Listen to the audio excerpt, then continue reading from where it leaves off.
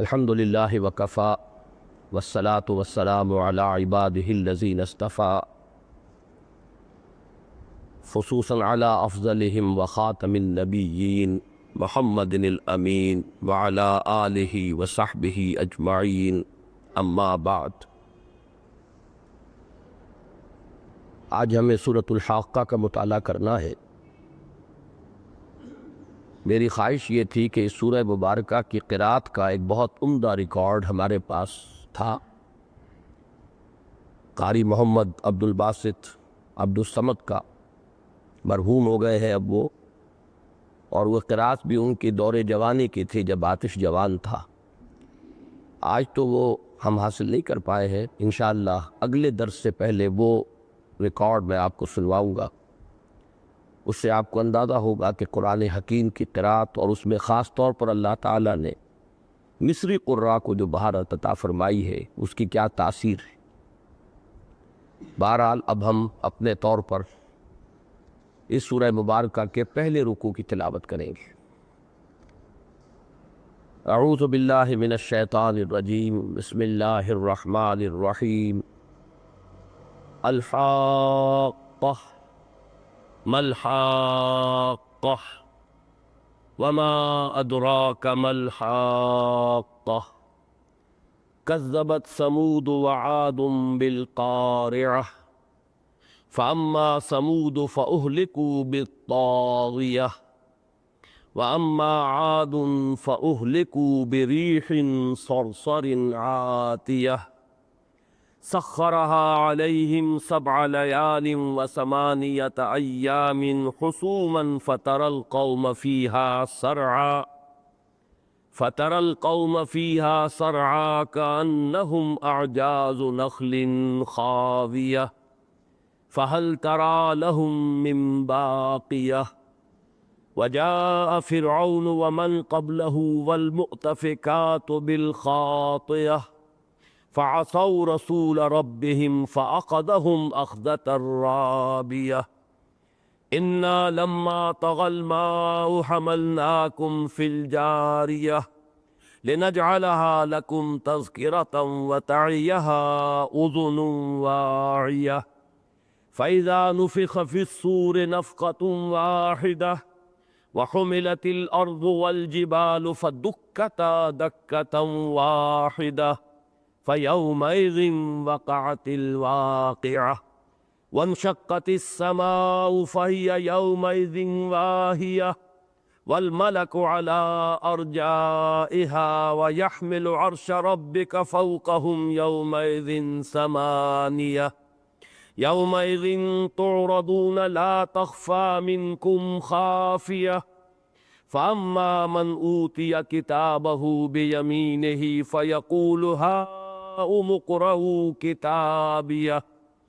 إِنِّي ظَنَنْتُ أَنِّي مُلَاقٍ حِسَابِيَهْ فَهُوَ فِي عِيشَةٍ رَاضِيَةٍ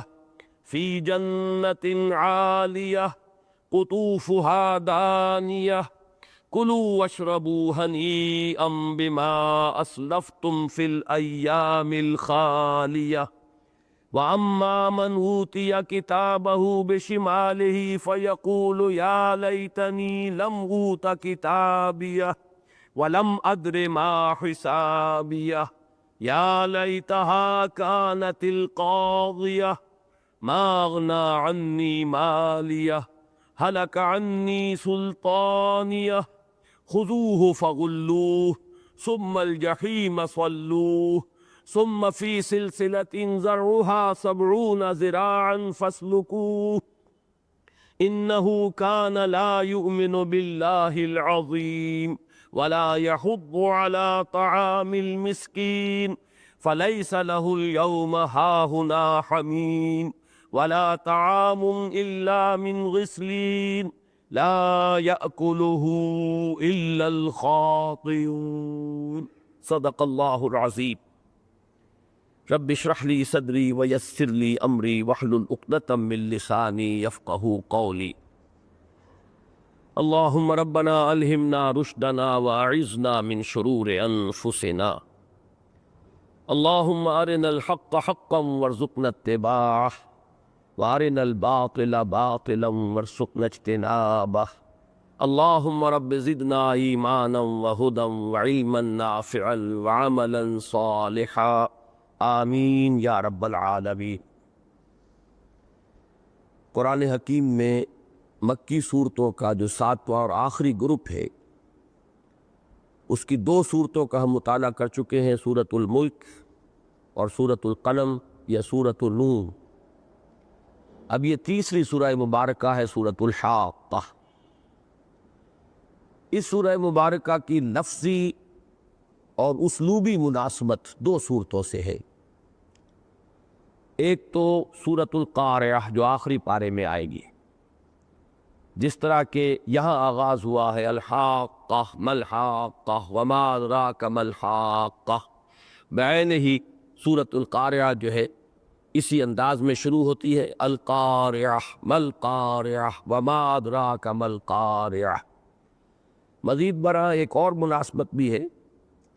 کہ سورۃ القارعہ میں بھی ایک جگہ پر ہے جو ہے ہا، وہ صرف اضافی طور پر قافیے کی ضرورت کے لیے یا سکتے کے لیے آئی ہے۔ فَأُمُّهُ ہاویہ وما ادراک ما ہیہ، وہ ہیہ لفظ ہے، تمہیں کیا معلوم کہ وہ کیا ہے ہیہ، لیکن یہ کہ ہیہ اس کو پڑھا جاتا ہے، لکھا جاتا ہے، اس لیے کہ اس سے پھر وہ صوتی آہنگ قائم ہوتا ہے، وہ قافیے کی ایک ضرورت ہے۔ وہ وصف جو ہے اس سورہ مبارکہ میں بہت نمایاں ہے۔ اس میں یہ ہا پر جو ختم ہو رہی ہیں اکثر آیات، ان میں آپ دیکھیں گے کہ وہ ہا جو ہے لفظ کا اصل حصہ نہیں ہے، بلکہ وہ بھی اسی ردم کے لیے اور اس صوتی آہنگ کے لیے، ایک وقفے کے لیے، سکتے کے لیے اس لفظ کو استعمال، اس حرف کو استعمال کیا گیا ہے، گویا کہ یہ اضافی حرف ہے۔ جہاں تک معنوی مناسبت کا تعلق ہے، اس سورہ مبارکہ کی معنوی مناسبت سورۃ الواقعہ سے سب سے زیادہ ہے۔ ایک تو یہ بھی دیکھیے کہ وہ بھی شروع ہوئی ہے اذا وقعت الواقعہ لیس لوقعتها کاذبہ، اس سورہ مبارکہ میں بھی وہ الفاظ آئے ہیں فیومئذ وقعت الواقعہ، گویا کہ آغاز کے اعتبار سے بھی مناسبت ہے، لیکن آخری جو آیات ہے یہ 2 ہی صورتیں ہیں، سورۃ الواقعہ اور یہ سورۃ الحاقہ، جن کا اختتام ہوا ہے فسبح باسم ربک العظیم۔ تو ابتدا کے اعتبار سے بھی، اختتام کے اعتبار سے بھی لفظی مناسبت۔ اس کے علاوہ یہ کہ سورۃ الواقعہ 3 رکوعوں پر مشتمل ہے، اس کا جو آخری یعنی تیسرا رکوع ہے، اور یہ سورۃ الحاقہ 2 رکوعوں پر مشتمل ہے، تو اس کا آخری رکوع دوسرا رکوع ہے۔ ان دونوں میں تو بڑی گہری مناسبت ہے، قرآن مجید کی عظمت کا بیان، اور پھر تنزیل من رب العالمین، پھر یہ کہ اس کی انہ لحق الیقین، یہ بہت سی جو آیات ہیں معنن جو ہے ان کے اندر بڑی مشابہت ہے۔ تو اس سورہ مبارکہ کا میں نے عرض کیا کہ لفظی مناسبت، ایک تو لفظی اور اسلوبی مناسبت، ایک تو سورۃ القارعہ کے ساتھ ہے اور دوسرے سورۃ الواقعہ کے ساتھ۔ اب ایک خاص مضمون جس کے ضمن میں کہ میں نے اب تک اس گروپ کی صورتوں کے سلسلے میں گفتگو نہیں کی،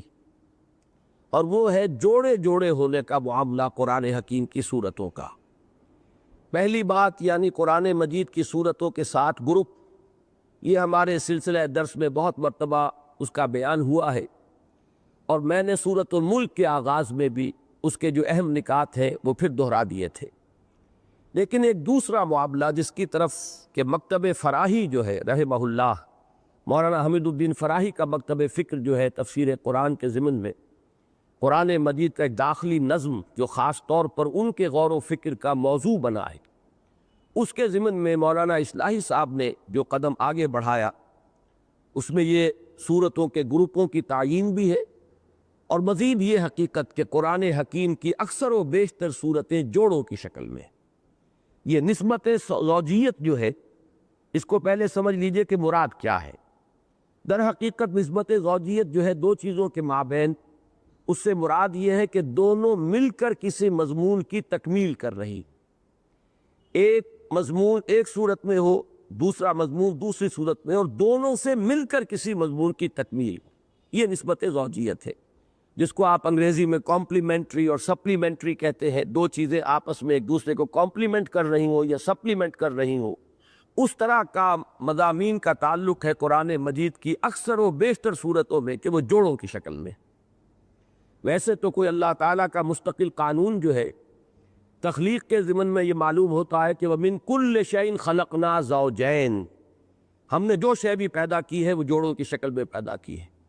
یہ حیوانات میں جوڑوں کا ہونا بالکل نمایاں ہے، نباتات میں بہت نمایاں ہے۔ اب تو یہ چیزیں جو ہے بہت آگے، ہماری تحقیق اور ہماری معلومات کا دائرہ اس ضمن میں بہت آگے بڑھ چکا ہے۔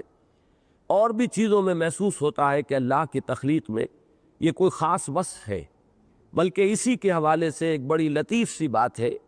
کہ یہ دنیا کی زندگی بھی نامکمل ہے جب تک کہ اس کے ساتھ اس کا جوڑا شامل نہ ہو، اور وہ ہے آخرت کی زندگی۔ دنیا اور آخرت ایک دوسرے کے مابین ایک نسبت زوجیت کے حامل ہے۔ یہی جو فلسفہ آخرت کے ضمن میں تفصیلی گفتگو میں کر چکا ہوں کہ اخلاقی حس جو ہے انسان کے اندر، اس کی کوئی توجیہ ممکن نہیں ہے جب تک کہ آخرت کو نہ مانا جائے۔ تو گویا کہ دنیا نامکمل ہے، جیسے مرد نامکمل ہے عورت کے بغیر، عورت نامکمل ہے مرد کے بغیر، دونوں در حقیقت ایک مقصد کی تکمیل کرنے والے ہیں۔ ایسے ہی یہ دنیا اور آخرت ایک دوسرے کے بغیر نامکمل رہیں گے، یہ دونوں مل کر ایک حقیقت کی تکمیل کرتے ہیں۔ تو یہ معاملہ جو ہے کائنات میں بہت نمایاں ہے۔ اب اگرچہ اس کو نہ جوڑیے گا اس مضمون کے ساتھ کہ قرآن بھی مخلوق ہے یا نہیں ہے، یہ ایک ہمارے ہاں کا اختلافی مسئلہ ہے، لیکن اس سے قطع نظر یہ کہ قرآن مجید میں بھی نظر آتا ہے کہ یہ نسبت زوجیت اکثر صورتوں میں موجود ہے، کہیں تو بہت نمایاں ہے۔ جیسے اب یہ جو صورتیں ہم پڑھ رہے ہیں اس وقت، ان سے متصلاً قبل جو جوڑا آیا تھا مدنی صورتوں کا، سورہ طلاق، سورہ تحریم، دونوں کا آغاز یا ایھا النبی یا ایھا النبی، دونوں کا موضوع مسلمانوں کی معاشرتی زندگی، عائلی زندگی، گھریلو زندگی، شوہر اور بیوی کے مابین تعلق۔ ایک انتہا اس کی یہ ہے کہ عدم موافقت ہو جائے تو طلاق تک نوبت آ جائے، وہ سورہ طلاق کا مضمون ہے۔ دوسری انتہا یہ ہے کہ باہمی محبت اتنی ہو جائے کہ ایک دوسرے کی دلجوئی کی وجہ سے دین کے احکام میں خلل آنے لگے، یہ دوسری انتہا ہے، یہ مضمون ہے سورہ تحریم کا۔ معلوم ہوا کہ دونوں مضامین نے مل کر، دونوں صورتوں نے مل کر ایک موضوع کی تکمیل کر دی۔ اسی طرح یہ 6 صورتیں جو اس پارے میں 29ویں پارے میں شروع میں آئی ہیں، اس کے بعد 7ویں اور 8ویں صورتیں جو ہے سورۃ المزمل، سورۃ المدثر، یا ایھا المزمل قم، یا ایھا المدثر قم۔ مزمل اور مدثر کے بھی بالکل ایک ہی معنی ہے، اے کمبل میں لپٹنے والے، اے کپڑے میں لپٹ کر لیٹنے والے، کھڑے ہو جاؤ، کمر بستہ ہو جاؤ۔ پھر دیکھیے اس کے بعد ایک کھڑا ہونا ہے رات کا، قم اللیل الا قلیلا، وہ ہے اپنی ذاتی تربیت، وہ ذاتی مشقت اور ریاضت کے جو حضور صلی اللہ علیہ وسلم سے کرائی گئی ہے ابتدائی دور میں۔ اور دوسرا کھڑا ہونا جو ہے، کمر بستہ ہو جانا، وہ دن کا ہے، وہ ہے دعوت و تبلیغ کا۔ قم فانذر وربک فکبر، معلوم ہوا کہ بہت ہی نمایاں طور پر ان کے مابین وہ نسبت زوجیت موجود ہے۔ ذرا دور جائیے تو قرآن مجید کی صورتوں میں آغاز میں سورہ بقرہ، سورہ آل عمران، ان کے درمیان نسبت زوجیت بہت نمایاں ہے۔ دونوں کو حضور نے ایک نام دیا ہے، الزہراوین، دو انتہائی تابناک اور روشن صورتیں۔ دونوں کا آغاز الف لام میم سے، دونوں کے اختتام پر بڑی عظیم دعائیں۔ اب یہ تو تفصیل سے میں بیان کر چکا ہوں، اس وقت جو ہے ان کو اشارے کر رہا ہوں۔ اسی طرح قرآن مجید کا اختتام ہوتا ہے معوذتین، یہ بھی 2 صورتوں کا ایک ہی نام ہے، الزہراوین، معوذتین، یعنی دونوں میں تعوذ کا مضمون ہے۔ اور عجیب بات یہ ہے کہ ایک میں تعوذ ہے ان چیزوں سے، پناہ اللہ کی طلب کی جا رہی ہے، سکھایا جا رہا ہے اللہ کی پناہ طلب کرو، کن چیزوں سے؟ جو انسان پر خارج سے حملہ آور ہوتی ہے۔ کسی شخص کا حسد ہے، کوئی جادو کر رہا ہے، ٹونا ٹوٹکا کر رہا ہے، رات کی تاریکی کے اندر جو بلائیں ہیں، ان سب سے انسان پناہ طلب کرتا ہے۔ قل اعوذ برب الفلق من شر ما خلق ومن شر غاسق اذا وقب ومن شر النفاثات فی العقد ومن شر حاسد اذا حسد۔ اور اگلی صورت میں تعوذ ہے خود انسان کے اپنے نفس سے جو وسوسے اٹھتے ہیں، اگرچہ اس میں پھونکے مارنے والا شیطان لعین ہے، لیکن یہ ہے کہ وہ اس کے اندر سے ہو کر سارا فساد پیدا کرنے والی شے ہے، الذی یوسوس فی صدور الناس من الجنۃ والناس۔ تو معلوم یہ ہوا کہ یہ نسبت زوجیت زیادہ تفصیل میں جانے کا موقع نہیں ہے، لیکن یہ کہ میں نے دو دو جوڑے یہاں بتا دیے کہ ایک تو ان صورتوں کے بالکل شروع میں متصل قبل، ایک ان 6 صورتوں سے مراد سورۃ الملک، سورۃ القلم، سورۃ الحاقہ جو آج ہم پڑھ رہے ہیں، اس کے بعد سورۃ المعارج، سورۃ نوح، سورۃ الجن، یہ 6 صورتیں ہیں۔ اس کے بعد پھر جوڑوں کا معاملہ بالکل نمایاں ہے، اس سے پہلے بھی جوڑوں کا معاملہ بالکل نمایاں ہے۔ پھر ابتدا اور اختتام کے بارے میں بھی میں نے بتا دیا۔ جہاں تک سورۃ الفاتحہ کا تعلق ہے، وہ تو گویا ایک تاج ہے پورے قرآن مجید کے لیے، اسے آپ ام الکتاب بھی کہتے ہیں، اساس الکتاب بھی کہتے ہیں، وہ تو ایک بالکل منفرد صورت کی حیثیت کی حامل صورت ہے، اگرچہ اس کے بارے میں چند باتیں عرض کروں گا۔ لیکن یہ کہ بقیہ قرآن مجید کی صورتوں میں اکثر و بیشتر نسبت زوجیت نمایاں ہے۔ ایک بات کو اصولاً اصلاحی صاحب نے تسلیم کیا ہے، اور وہ یہ ہے کہ بعض صورتیں منفرد ہیں، بلکہ انہوں نے لفظ استعمال کیا ضمیمے کا۔ بعض صورتوں کی حیثیت جو ہے دوسری بڑی صورتوں کے ضمیموں کی ہے، لیکن میرا یہ خیال ہے کہ یہ لفظ جو ہے شاید مناسب نہیں ہے۔ اس حقیقت کو وہ بیان کرنا چاہتے وہ درست ہے، وہ یہ کہ بعض صورتیں منفرد مزاج کی ہیں، ان کے ساتھ کوئی جوڑا نہیں ہے، لیکن ضمیمے کا لفظ جو ہے وہ ایک صورت کے ساتھ تو میں سمجھتا ہوں کہ بہت صحیح اس کا اطلاق ہے، سورۃ الحجرات۔ سورۃ الحجرات جو ہے اس میں شک نہیں ہے کہ سورۃ الفتح کا ضمیمہ ہے۔ سورۃ الفتح کے آخری رکوع میں جو شان آئی ہے حضور کی، محمد الرسول اللہ، اور پھر صحابہ کی، والذین معہ اشداء علی الکفار رحماء بینہم، یہ در حقیقت اسی کی شرح ہے کہ جو آپ کو سورہ حجرات میں مل رہی ہے۔ لیکن یہ کہ اس کا یہ معنی نہیں ہے کہ وہ کوئی ضمنی حیثیت کی یا ضمنی اہمیت کی صورت ہے، بڑی عظیم صورت ہے سورۃ الحجرات۔ اسی لیے میں عرض کر رہا تھا کہ لفظ ضمنی جو ہے شاید مناسب نہیں ہے۔ البتہ یہ کہ اصولاً یہ بات تسلیم کرنی پڑتی ہے کہ تمام صورتیں قرآن مجید کی جوڑوں کی شکل میں نہیں، بلکہ بعض جگہ پر منفرد مزاج، منفرد مرتبہ و مقام کی اور منفرد حیثیت کی مالک صورتیں ملتی ہیں۔ ان میں سب سے نمایاں، سب سے عظیم سورۃ الفاتحہ ہے، اس کا کوئی لفظی اور معنوی جوڑا قریب بہرحال موجود نہیں ہے، بعد میں عرض کروں گا۔ لیکن مولانا اصلاحی صاحب نے اس اصول پر، میں یہ سمجھتا ہوں چونکہ اب شاید دوبارہ ان مضامین کے اوپر گفتگو کی اس معنی میں، اس انداز میں نوبت نہ آئے کہ جو اصول ہے ان کا وہ صحیح ہے، لیکن اس کے اطلاق میں ان سے خطا ہوئی ہے۔ انہوں نے بہت سی منفرد جو مزاج کی صورتیں تھیں انہیں بھی کچھ تکلف بلکہ تصنع کے ساتھ جوڑوں کی شکل دے دی۔ مثلا سورہ یوسف اور سورہ رعد، اس کو جوڑا بنا دیا گیا، حالانکہ ان دونوں کے مابین واقعہ یہ ہے کہ کوئی نسبت زوجیت جو ہے وہ نمایاں تو کم سے کم موجود نہیں۔ ویسے تو قرآن مجید کی کوئی سی بھی دو صورتوں کو آپ لے لیجئے، کوئی نہ کوئی مشابہت کا پہلو تو نکل آئے گا، لیکن وہ اس درجے ہو کہ جس کی بنا پر انہیں قرار دیا جائے کہ یہ جوڑے کی شکل میں ہے، یہ جو ہے بہت سی جگہوں پر موجود نہیں ہے، بلکہ اس میں پھر تکلف اور تصنع سے کام لینا پڑا ہے۔ میرے نزدیک اس کو ذرا نوٹ کر لیجئے کہ شروع میں سورہ فاتحہ منفرد ہے، پھر جوڑا جوڑا چل رہے ہیں، اور یہ چلیں گے سورہ توبہ تک،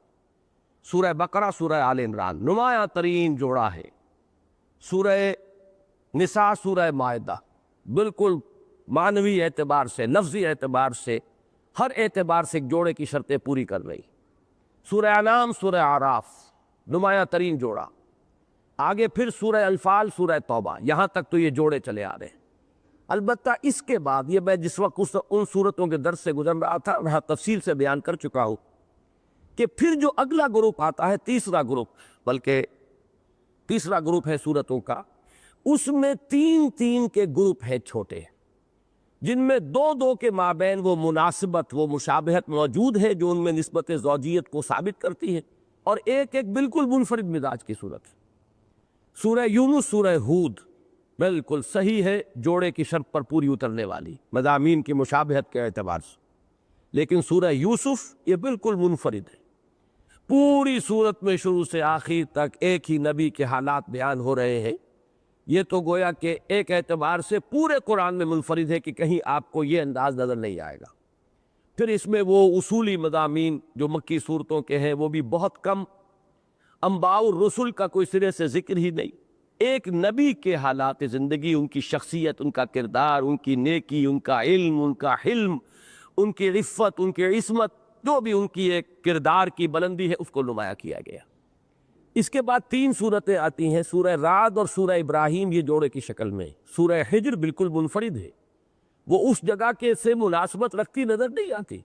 اس لیے کہ وہ ابتدائی زمانے کی صورت ہے، جبکہ وہ صورتیں جو وہاں جمع ہے وہ بعد کے آخری دور کی صورتیں، وہ منفرد آئی ہے وہاں پر۔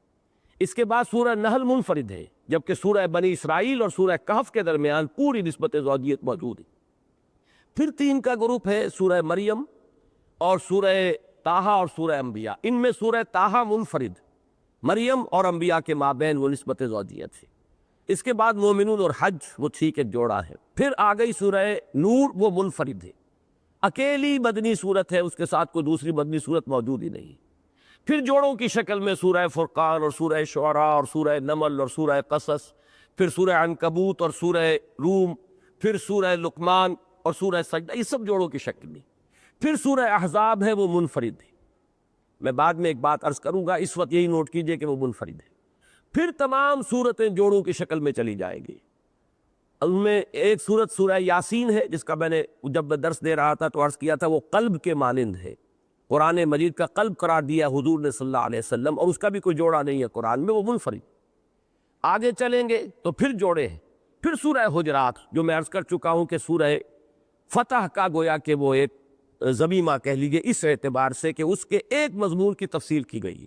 اگرچہ اس میں مسلمانوں کی حیات ملی کے لیے جو رہنما اصول آ گئے، اس کے اعتبار سے وہ قرآن حکیم کی اہم ترین صورتوں میں سے، لیکن اس ترتیب کے اعتبار سے ہم کہہ سکتے ہیں کہ اس کی حیثیت جو ہے وہ ضمیمے کی ہے، سورہ فتح کے آخری رکوع کا وہ ضمیمہ بنتا ہے۔ پھر آگے چلیے سورہ قاف، یہ میں عرض کر چکا ہوں جب ہم پچھلا گروپ پڑھ رہے تھے مکی صورتوں کا، یہ منفرد ہے، اس کا جوڑا نہیں ہے۔ البتہ پھر سورہ زاریات اور سورۃ الطور، پھر سورۃ النجم، سورۃ القمر، پھر سورۃ الرحمن اور پھر سورۃ الواقعہ، یہ بالکل جوڑوں کی شکل میں ہے۔ 10 صورتیں مدنی پھر ہم پڑھ چکے ہیں جوڑوں کی شکل، بالکل نمایاں۔ ان میں نمایاں ترین جوڑا ابھی میں عرض کر چکا ہوں، سورہ تحریم، سورہ طلاق، سورہ تغابن، اس سے پیچھے چلیے، اور سورہ منافقون، ایک ایمان کی حقیقت، ایک نفاق کی حقیقت، اس سے پیچھے چلیے سورہ جمعہ، سورہ صف، ایک حضور کے مقصد بعثت کو بیان کر رہی ہے، ایک حضور کے اساسی طریقہ کار کو بیان کر رہی ہے۔ یہ تمام صورتیں معنوی اعتبار سے جوڑوں کی شکل میں۔ البتہ اب ہم پہنچے اس مقام پر اس پوری تفصیل کے بعد، تو سورہ ملک بھی اس گروپ کے اندر یہ منفرد صورت ہے، اس کے اندر اس کا بھی جوڑا در حقیقت ویسے تو کہا جا سکتا ہے آسانی سے، اس سے پہلے بھی جوڑا موجود ہے، بعد میں 6 صورتوں کے بعد جوڑا موجود ہے۔ اگر تکلف اور تسنع کرنا ہو تو سورۃ الملک اور سورۃ القلم کو جمع کر دیجئے، سورہ حاقہ اور سورہ معارج کو جمع کر دیجئے، سورہ نوح اور سورہ جن کو جمع کر دیجئے اور ان کو جوڑا قرار دے دیجئے، لیکن مضامین کے اعتبار سے یہ جوڑے نہیں بنتے، بلکہ سورۃ الملک منفرد ہے۔ جوڑے کی نسبت بنتی ہے سورۃ الحاقہ اور سورۃ القلم میں۔ اسی طریقے سے جوڑا بنے گا سورہ معارج اور سورہ نوح۔ سورہ جن پھر بالکل منفرد ہے پورے قرآن مجید میں، اس کا تو مضمون بھی وہ ہے کہ قرآن مجید میں جنوں کی حقیقت اور جنوں کے معاملات اس طریقے سے کسی ایک صورت میں آئے نہیں۔ اس کے بعد پھر نمایاں صورتیں جو ہیں وہ جوڑوں کی شکل میں ہیں، مزمل، مدثر، پھر قیامہ اور دہر، پھر مرسلات اور عما یتساءلون، سورہ نبا، پھر نازعات، یہ اب چلتا جائے گا، یہ جوڑوں کی شکل میں آخر تک۔ یہ ہے جوڑوں کے اعتبار سے جو رائے مولانا اصلاحی صاحب نے قائم کی ہے۔ اصولاً اس سے اتفاق کے بعد کہیں کہیں اس اصول کے اطلاق اور انطباق میں جو اختلاف میرا ہے وہ میں نے بیان کر دیا۔ اس کے اندر چونکہ میں چاہتا ہوں کہ آج یہ مضمون مکمل ہو جائے، تو ایک بات اور عرض کر دوں کہ ان میں بعض صورتیں جو منفرد ہیں وہ فاصلے پر جوڑوں کی شکل اختیار کر لیتی ہیں۔ مثلاً سورہ نور اور سورہ احزاب اپنی جگہ پر منفرد صورتیں ہیں، مضامین کے اعتبار سے دونوں کا مضمون، ایک میں گھر کے اندر کا پردہ، ایک میں گھر کے باہر کا پردہ، منافقین کی ریشہ دوانیوں کا موضوع، یہ سورہ نور میں بھی بڑی تفصیل سے اور سورہ احزاب میں بھی بڑی تفصیل سے، مسلمانوں کی معاشرتی زندگی کے بارے میں ہدایات سورہ نور میں، سورہ احزاب میں۔ اس اعتبار سے ان کے مابین ایک جوڑے ہونے کی نسبت جو ہے وہ قائم ہو جاتی ہے۔ اسی طریقے پر سورۃ الفاتحہ کا معاملہ یہ ہے کہ اگر آپ غور کریں گے تو ویسے تو معوذتین میں جوڑا ہے سورہ فلق اور سورۃ الناس، لیکن سورۃ الناس کے مضمون اور سورۃ الفاتحہ کو جوڑیے تو ان میں بڑی گہری مناسبت ہے۔ قل اعوذ برب الناس، اب دیکھیے یہاں پہ اللہ تعالیٰ کا جو تعارف ہو رہا ہے وہ 3 الفاظ سے، قل اعوذ برب الناس، ملک الناس، الہ الناس۔ یہ تعوذ ہے، اور تعوذ بھی در حقیقت عبادت ہی کی ایک شکل ہے۔ ہم پناہ مانگتے ہیں اس ہستی کی جسے ہم یہ سمجھتے ہیں کہ وہ ہمیں پناہ دینے پر قادر ہے، وہ علی کل شیء قدیر ہے، وہ ہر آن ہمارے ساتھ ہے، وہ ہماری حفاظت کر سکتا ہے۔ اب یہی در حقیقت تصور ہے عبادت کا، اسی کی ہم، اسی ہستی کی ہم عبادت بھی کرتے ہیں۔ تو گویا کہ ریسیپروکل ہو گیا معاملہ۔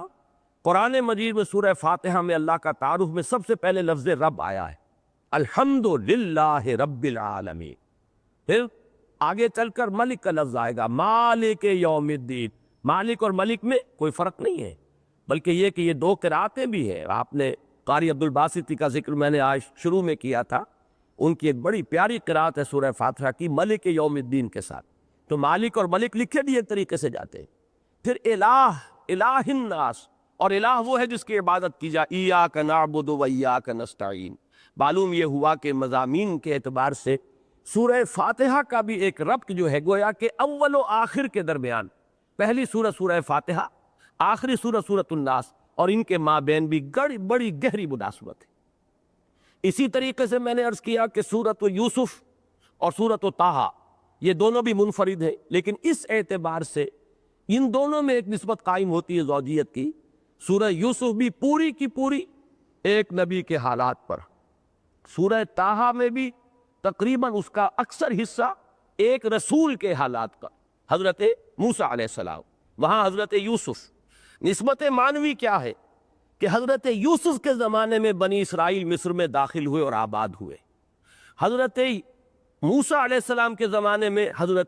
یہ بنی اسرائیل جو ہے وہ مصر سے نکلے جان بچا کر، اور اللہ تعالیٰ نے ان کی گویا کہ ایک طرح سے دستگیری فرمائی حضرت موسیٰ کی بعثت کے ذریعے سے۔ تو ایک معنوی ربط جو ہے ان دونوں صورتوں کے مابین قائم ہو جاتا ہے۔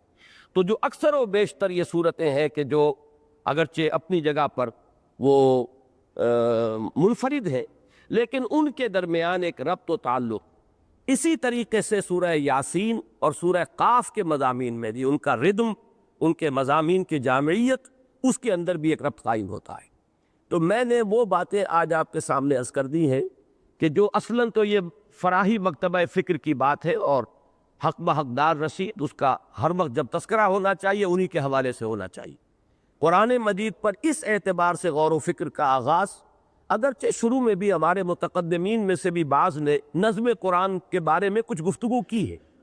لیکن بڑی سرسری کی ہے، اس میں کہیں زیادہ تفصیل میں گہرائی میں وہ نہیں گئے۔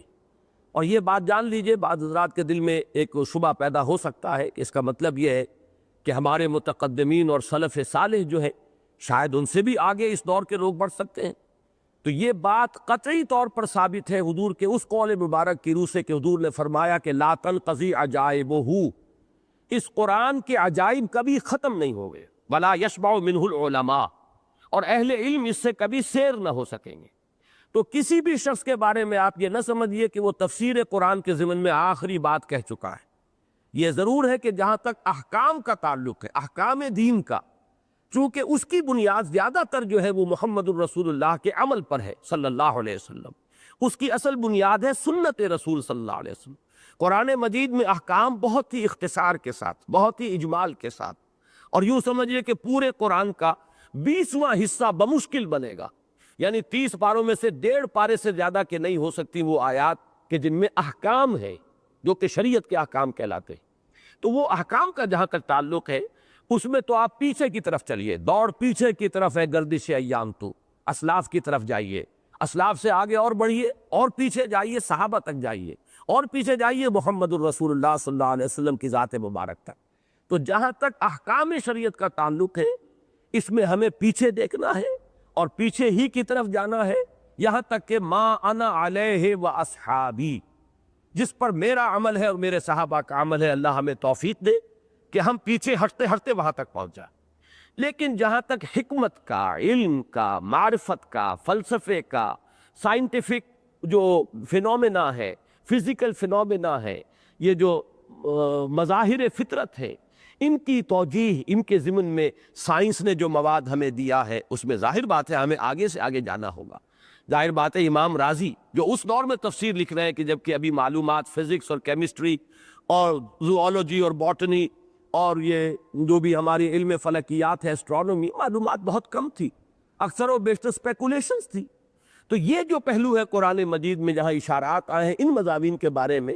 ان میں ہم امام رازی کا تتبع نہیں کریں گے، ان میں تو بلکہ ہم دیکھیں گے کہ جدید معلومات، سائنس نے جو بھی انبار علم کا اور معلومات کا ہمارے قدموں میں لا ڈالا ہے، ہم اس سے استفادہ کریں گے۔ اسی طریقے سے قرآن مجید پر غور و فکر، حکمت قرآن، فلسفہ قرآن، حکمت ایمانی، معرفت کے جو نکات ہیں ان میں بھی غور و فکر جاری رہے گا۔ اس میں میں نے ایک تو آپ کو اس حدیث سے حوالہ دیا، چونکہ ہمارے ہاں بعض لوگوں کے ذہن میں اس اعتبار سے بڑی تنگی ہے کہ یہ فلاں، ہم تو صاحب جو بھی بات پچھلوں نے کہہ دی ہے اس سے آگے کوئی بات ہم نہیں کر سکتے، گویا کہ اس کو پھر وہ سب سے بڑی گالی بھی دے دیتے ہیں کہ یہ تفسیر بالرائے ہے، کہ آپ اپنی رائے سے قرآن مجید میں کلام کر رہے ہیں۔ تو اس اعتبار سے میں نے ایک تو اس حدیث کا حوالہ دیا، اور دوسرے میں آپ کو ریفر کرنا چاہتا ہوں بیہقی وقت جو اس دور کے مانے گئے، کم سے کم حلقہ دیوبند میں تو یہ شے مسلم ہے علماء دیوبند کے حلقے میں کہ بیہقی وقت کا مقام ہے مولانا انور شاہ کاشمیری رحمۃ اللہ علیہ کا، یعنی حدیث اور فقہ میں یہ اس دور کے امام تھے، اور انہوں نے اس پر بڑی خوبصورت تحریر لکھی ہے کہ تفسیر بالرائے کے ضمن میں یہ غلط خیال لوگوں کے ذہن میں پیدا ہو گیا ہے۔ آخر قرآن مجید کریم کے اندر جو ہے وہ جو نئے نئے نکات ہیں، انسان علم کی بنیاد پر، ایک زبان کی بنیاد پر باتیں کرے، دلیل کے ساتھ کرے، اس کے جو مزید معانی ہے اس کے اندر، یہ تو وہ ہے کہ اس کے ہیرے اس کان کے کبھی ختم نہیں ہوں گے۔ اگر ہم یہ سمجھ لیں کہ اگلے جو کچھ کہہ گئے بس وہ آخری بات ہے، تو پھر یہ تو گویا کہ کان ختم ہو گئی، یا اس کے ہیرے اب آپ مزید نکالنے کی کوشش نہیں کر رہے۔ اس پہلو سے یہ جو معاملہ ہے نظم قرآن کا، اس میں ماننا پڑتا ہے کہ مولانا فراہی رحمۃ اللہ علیہ سے جو بات شروع ہوئی اور اسے آگے بڑھایا مولانا اصلاحی نے، اور اس میں جیسا کہ میں نے عرض کیا یہ گروپوں کا معاملہ، پھر یہ جوڑوں کا معاملہ، اصولی اعتبار سے مجھے کامل اتفاق ہے، اور بعض صورتوں کے منفرد ہونے کے ضمن میں بھی مولانا اصلاحی صاحب کا قول جو ہے وہ میں آپ کو سنا چکا ہوں۔ البتہ یہ کہ اس اصول کے اطلاق اور انطباق میں وہ اختلاف رائے کی بات ہے، مجھے ان سے اختلاف ہے کہ بعض جگہ پر انہوں نے اس کو نظر انداز کر دیا ہے کہ منفرد صورتوں کو بھی انہوں نے جوڑوں میں جب ڈالنے کی کوشش کی ہے تو اس میں صرف تکلف نہیں، تصنع تک کی بات آ گئی۔ اور یہ بات مجھ سے بعد اور حضرات نے بھی کہی کہ یہ تو اگر اس طرح کی ہم نسبت زوجیت نکالنے لگے تو یہ تو قرآن مجید کی ہر دو صورتوں کے بابین نکل آئے گی، اور مجھے ان حضرات کی اس بات کے اندر کچھ وزن معلوم ہوا، اور میں نے اس لیے تفصیل سے یہ بات کر دی ہے کہ ایسا نہیں ہونا چاہیے کہ اس کی وجہ سے اس اصول کو ٹوٹلی ریجیکٹ کر دیا جائے۔ ہوتا یہ ہے کہ یا تو انسان قبول کرتا ہے تو بالکل لیا کرتا ہے کسی شے کو، اور رد کرتا ہے تو وہ بھی کل کا کل رد کر دیتا ہے۔ میرے نزدیک اصولاً یہ بات صحیح ہے، غور و فکر جاری رہنا چاہیے، کن کن کے درمیان وہ صحیح معنی میں نسبت زوجیت ہے اس کے اوپر غور و فکر ہو۔ تو اس کے ضمن میں جو میری رائے ہے وہ میں آپ حضرات کو بتا چکا۔ اب ذرا اس درس کے اعتبار سے سمجھیے، سورۃ الملک بڑی اپنی جگہ پر ایک منفرد مزاج کی صورت ہے، البتہ سورہ قلم اور سورہ حاقہ کے مابین کیا نسبت زوجیت ہے اس کو سمجھیے۔ اول تو یہ کہ حضور صلی اللہ علیہ وسلم پر مجنون ہونے کا آپ الزام کہیں یا ایسے اشتباہ کہیں، یہ معاملہ سورہ قلم میں ہے، اور سورہ حاقہ کے اختتام پر، وہ ابھی آج ہم نے آیات نہیں پڑھی ہے، وہ ہمارا اگلا درس ہوگا، اس میں در حقیقت اسی مضمون کو لائے ہیں اس پہلو سے کہ یہ قرآن فلا اقسم بما تبصرون وما لا تبصرون انہ لقول رسول کریم، یہ تو ایک بڑے برگزیدہ اور باعزت فرشتے کا لایا ہوا کلام ہے۔ وما ہوا بقول شاعر قلیلا ما تؤمنون ولا بقول کاہن قلیلا ما تذکرون، یہ نہ کسی شاعر کا قول ہے اور کلام ہے، نہ کسی کاہن کا قول اور کلام ہے۔ اور یہ میں آپ کو بتا چکا ہوں کہ یہ در حقیقت دونوں الفاظ وہ تھے کہ جو مکالمہ ہوا تھا کفار مکہ کا ولید بن مغیرہ کے ساتھ کہ یہ تو شاعر کا کلام ہے، اس نے کہا نہیں، میں شعراء کے کلام کو پہچانتا ہوں، محمد جو کلام پیش کر رہے ہیں وہ شعر نہیں ہے، وہ شاعری نہیں ہے، شعراء کا کلام سے اس کو کوئی مناسبت نہیں۔ پھر یہ بات کہی کہ پھر کاہن کا کلام ہے، ہمیں کہنا چاہیے وہ کاہن ہے، اس پر بھی اس نے بڑی ہی یوں سمجھیے کہ حق پرستی کا ثبوت دیا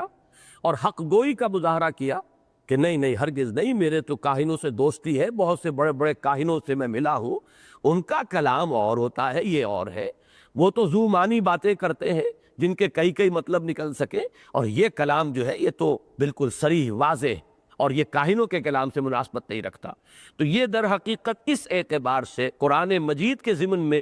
جو بات جو شک کی گئی ظاہر کیا گیا تھا اس کا ازالہ، اور وہاں حضور پر مجنون ہونے کا جو شک ظاہر کیا گیا اس کا ازالہ، یہ ان دونوں صورتوں کے مابین ایک وجہ مناسبت ہے۔ نمبر دو، یہ عقیدہ آخرت کا معاملہ سورہ قلم میں جیسا کہ میں تفصیل سے عرض کر چکا ہوں، ایک تو ایک فلسفے کی حیثیت سے ایک تمثیل کے پیرائے میں لایا گیا، افنجعل المسلمین کالمجرمین ما لکم کیف تحکمون، یہ تو فلسفہ ہے، اور وہ تمثیل کذالک العذاب ولعذاب الآخرۃ اکبر لو کانوا یعلمون۔ اس کے بعد نہ تو آخرت کے احوالوں جو اس کے ہول ہے اور جو اس کی شدائد ہے، جو اس کے مصائب ہیں، جو اس زلزلۃ الساعہ کی جو بہت ہی سختیاں ہیں ان کا ذکر نہیں، نہ جنت اور دوزخ کا ذکر ہے، نہ جو انجام ہوگا انسانوں کا اس کا ذکر ہے، جبکہ آپ کو سورہ حاقہ میں یہ مضمون اب ملے گا، قیامت کا ہولناکیاں، پھر اہل جنت کا کیا حال ہوگا، ان کے لیے کیا اللہ کی طرف سے نعمتیں ہیں، اہل جہنم کے لیے کیا عذاب کی شکلیں ہوگی۔ نمبر تین، یہ کہ سورہ قلم میں انباء الرسل نہیں ہے، جبکہ سورہ حاقہ میں انباء الرسل کا تذکرہ، قوم عاد، قوم ثمود، قوم نوح، قوم فرعون، ان کا ذکر جو ہے وہ ہو رہا ہے۔ تو وہی نسبت جو کہ مکی صورتوں میں سے سورہ انعام اور سورہ اعراف میں تھی، اور بعد میں بھی اس کو میں نمایاں طور پر بیان کرتا رہا ہوں کہ کہیں تو انباء الرسل کی بات ہوگی، کہیں اصولی مباحث زیادہ ہوں گے، توحید کے، آخرت کے، نبوت اور رسالت کے، اور کہیں جو ہے دوسری جگہ پر آپ دیکھیں گے کہ انباء الرسل۔ یہ سورہ انعام میں اور سورہ اعراف میں ہم نے سب سے زیادہ شروع میں یہ تفصیلی بحث کی تھی کہ ان دو صورتوں کے مابین مضامین کی ترتیب کیا ہے جس سے کہ ان کے مابین نسبت زوجیت متحقق ہوتی ہے۔ بالکل وہی معاملہ سورہ قلم اور سورہ حاقہ کا ہے، اور ایک نسبتاً ثانوی بات یہ ہے کہ دونوں کی آیات کی تعداد ایک ہی ہے۔ 52 آیات پر مشتمل ہے سورہ قلم، 52 آیات پر مشتمل ہے سورہ حاقہ۔ تو ان کا قامت جو ہے، قد و قامت کے اعتبار سے بھی ایک تناسب ہے، مضامین کے اعتبار سے وہ جو ایک عکسی ریشو ہوتی ہے کہ اس میں وہ مضامین آئے، اس میں یہ مضامین آئے، اور دونوں نے مل کر اپنے گویا کے مضمون کی تکمیل کر دی۔ یہ ثابت ہوتا ہے کہ حاقہ اور نون، سورہ قلم، یہ بالکل ابتدائی دور کی صورتیں ہیں۔ یہ چھوٹی چھوٹی آیات جن میں بہت ہی صوتی آہنگ ہو، یہ ابتدائی صورتوں کا خاص وصف ہے۔ سورہ ملک کے اندر یہ صورت نہیں ہے، سورہ ملک 2 رکوعوں پر مشتمل ہے، آیات غالباً 30 ہے یا 31 ہے،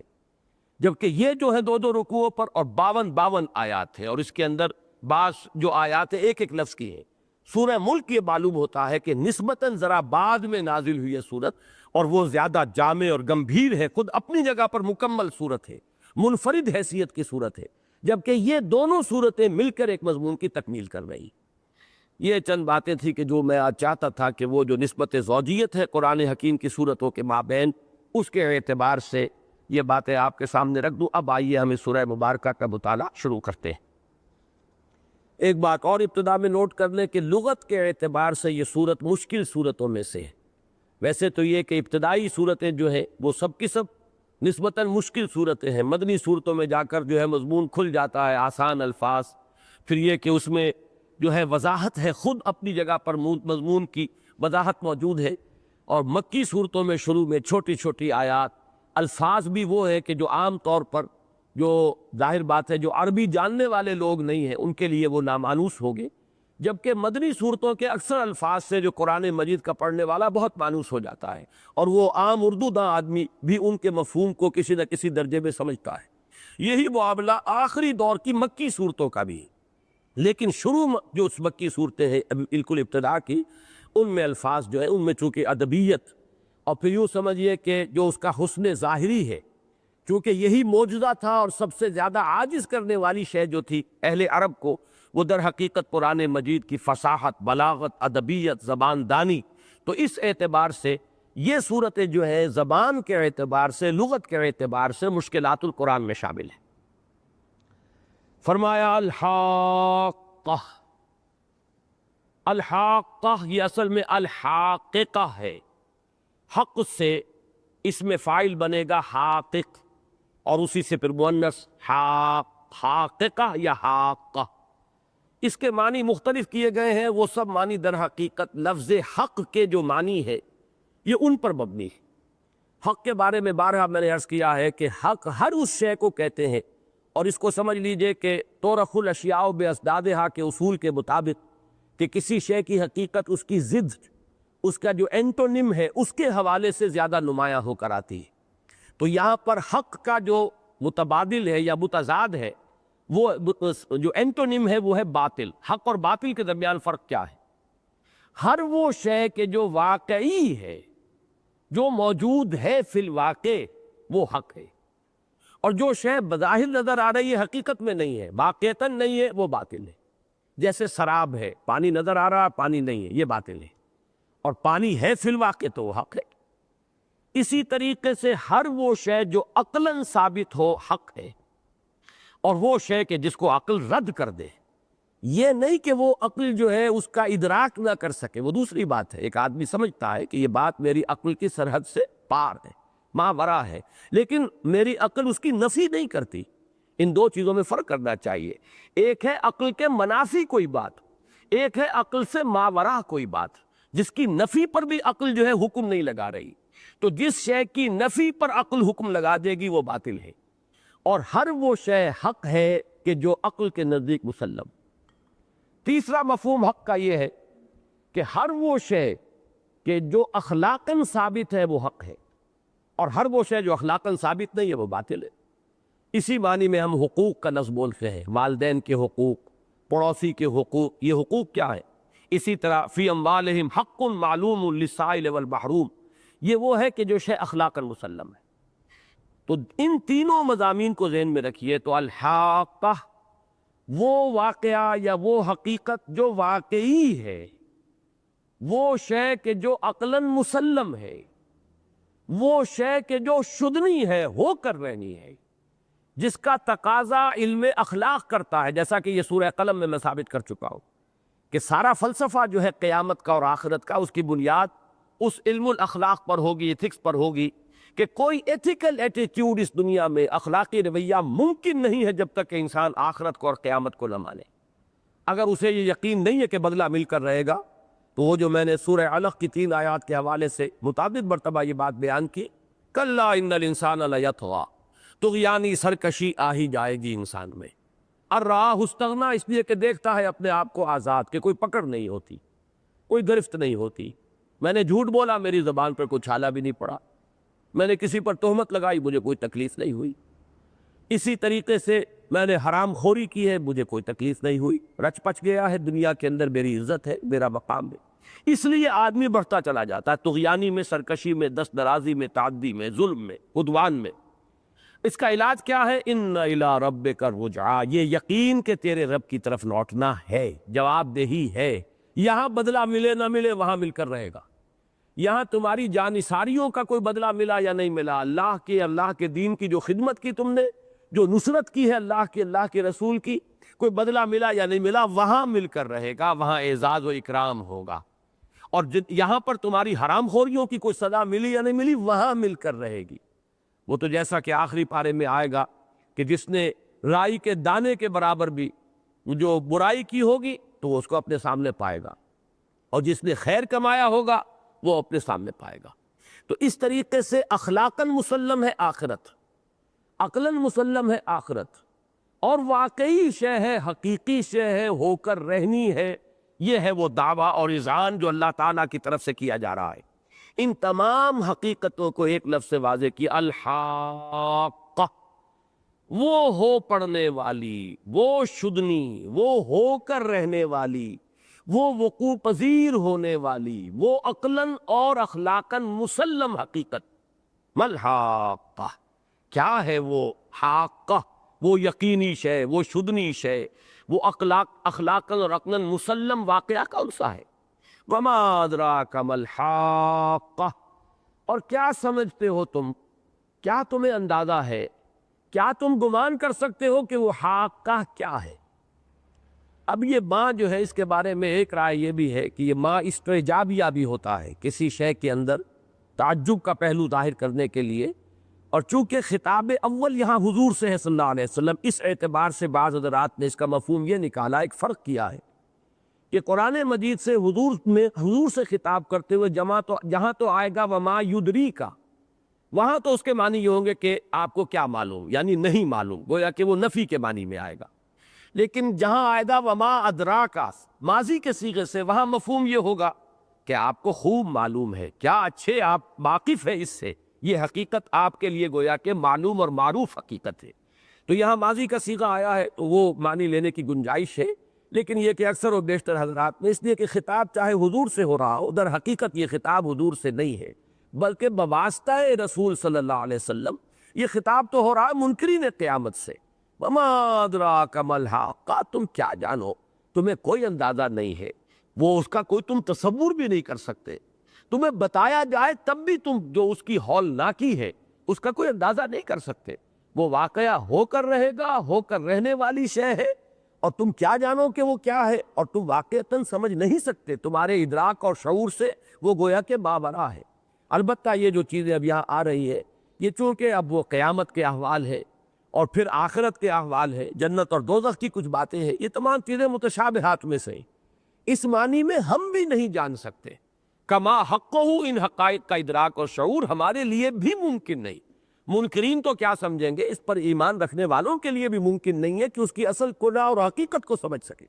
اس لیے بس ہم متشابہات کے زمرے میں شامل کرتے ہیں ان کو کہ ہمارا ایمان ہے، البتہ یہ ہے کہ ان کی اصل حقیقت تو وہیں چل کر کھلے گی، جب یہ حقیقتیں ہمارے سامنے مبرہن ہو کر آئیں گی، واشگاف ہو کر آئیں گی، تب معلوم ہوگا، اور اس وقت ہمارے حواس بھی اور ہوں گے۔ فَبَصَرُكَ الْيَوْمَ حَدِيدٌ، قیامت کے دن جو کہا جائے گا آج تمہاری نگاہیں بڑی تیز ہو گئی ہیں، ہر شے کی حقیقت سامنے آ گئی، تو اس وقت تو ہر شے جو ہے ہمارے سامنے ہوگی۔ اس وقت یہ ہے کہ قرآن مجید نے اس کے قریب تر ہمارے ذہن اور تصور کو لانے کے لیے کچھ الفاظ استعمال کیے ہیں جس سے ایک دھندلا سا ایک تصور قائم ہو سکتا ہے، اور اس پر ہمارا ایمان ہے۔ آمنا بہ کل من عند ربنا، کذبت ثمود وعاد بالقارعہ، جھٹلایا سمود کی قوم نے، اور سمود در حقیقت آل سمود تھے، ان کے جد امجد کا نام سمود تھا، یہ بنو سمود ہے کہ جو اپنے جد امجد ہی کے نام سے پھر ایک قوم کی حیثیت سے وہ معروف ہو گئے۔ وعاد، اور عاد کی قوم نے، بالقارعہ، کھڑکھڑانے والی کا، قرع کہتے ہیں ضرب الشیء بالشیء، کسی چیز کو کسی چیز کے ٹکرانے سے جو آواز آتی ہے۔ اب دروازے کو آپ تھپ تھپاتے ہیں، یہ بھی قرع ہے، کسی اور شے کو ایک دوسرے سے ٹکرا کر آواز پیدا کرتے ہیں، یہ بھی قرع ہے۔ قارعہ، یہ وہ لفظ آ گیا کہ جس سے وہ سورہ مبارکہ شروع ہوئی ہے، القارعہ ما القارعہ وما ادراک ما القارعہ، میں ذکر کر چکا ہوں کہ یہ اسلوب جو ہے بہت قریب ہے۔ تو قارعہ سے مراد ہے وہی قیامت، اس لیے کہ جب وہ آئے گی تو کھڑکھڑاتی ہوئی آئے گی، کرے ایک دوسرے سے ٹکرائیں گے، پہاڑ ٹکرائیں گے، پہاڑ جو ہے حبام منصورہ ہو جائیں گے، جو میں الشمس والقمر، سورج اور چاند جمع ہو جائیں گے، اور آسمانوں کے اندر، ستاروں کے اندر وہ جو نقشے اب آگے چل کر صورتوں میں آئیں گے، اذا السماء انفطرت، اسی طریقے سے اذا الشمس کورت واذا النجوم انکدرت، یہ تمام نقشے جو ہیں تو اس کو جمع کر دیا گیا ایک لفظ قارعہ، جس کو کہا گیا ہے سورہ حج میں زلزلۃ الساعہ۔ وہ زلزلۃ الساعہ جب آئے گا تو جو ایک توڑ پھوڑ ہوگی اور جو ٹکراؤ ہوگا اس کو ایک لفظ قارعہ سے تعبیر کیا، اس لیے کہ جیسے کہ ایک شے کو دوسرے شے سے ٹکراتے ہیں تو اس سے آواز نکلتی ہے، ایسے ہی وہ کھڑکھڑانے والی ہو۔ گویا کہ منکرین آخرت سے یہاں سارا خطاب ہو رہا ہے، جبکہ سورہ قلم میں عرض کر چکا ہوں کہ وہاں مثبت انداز میں، ایک تمثیل کے پیرائے میں، عقلی استدلال کے انداز میں قیامت کی بات سمجھائی گئی، آخرت کی حقیقت جو ہے وہ نمایاں کی گئی۔ یہاں واقعاتی انداز میں اس کا تذکرہ ہو رہا ہے، اور جو اس کا انکار کرنے والے تھے وہ کس انجام سے دوچار ہوئے اس کا تذکرہ ہو رہا ہے۔ یہ انباء الرسل جس کو ہم کہتے ہیں۔ فَأَمَّا ثَمُودُ فَأُهْلِكُوا بِالطَّاغِيَةِ، تو جہاں تک سمود کا تعلق ہے تو وہ ہلاک کیے گئے طاغیہ کے ذریعے۔ اب یہ طاغیہ، طغا جو ہے، یہ لفظ جو ہے پچھلی مرتبہ بھی آیا تھا سورہ قلم میں، جبکہ وہ لوگ، وہ اصحاب الجنہ جو ہے، جب ان پر وہ آفت آ گئی تو انہوں نے کہا انا کنا طاغین، ہم ہی تھے سرکش، بڑھ جانے والے۔ یہی لفظ آیا سورہ علق کی ان آیات میں جن کا اب بھی میں نے حوالہ دیا، کلا ان الانسان لیطغی، تغا یتغا، اس کے معنی ہے کسی شے کا اپنے حد سے تجاوز کر جانا۔ اب پانی جو ہے دریا اپنے حدود کے اندر ہے تو ٹھیک ہے، اپنے حدود سے نکل گیا، یہ طغیانی ہے۔ وہ تجاوز کر گیا ہے اپنے حدود سے، یہ طغیانی ہے۔ دریا کو اپنی موج کی طغیانیوں سے کام، کشتی کسی کی پار ہو یا درمیان رہے تو یہ طغیانی ہے، موجوں کی طغیانی، دریا کی طغیانی۔ یہاں پر ایک رائے تو یہ ظاہر کی گئی ہے کہ طاغیہ یہاں مصدر کے معنی میں ہے، جیسے کہ عافیت، عافیہ یہ بھی مصدر ہے، تو طاغیہ بھی مصدر ہے، اس سے مراد ہے سرکشی۔ مراد کیا ہے کہ سمود ہلاک کیے گئے بالطاغیہ، یہاں با ہوگا سببیہ، کہ اپنی طغیانی کے سبب سے ہلاک کیے گئے۔ جہاں تک لفظاً ہے امکان یہ بھی موجود ہے، یہ رائے جو ہے ویلڈ ہے اور لفظی اعتبار سے اس پر کوئی اعتراض وارد نہیں کیا جا سکتا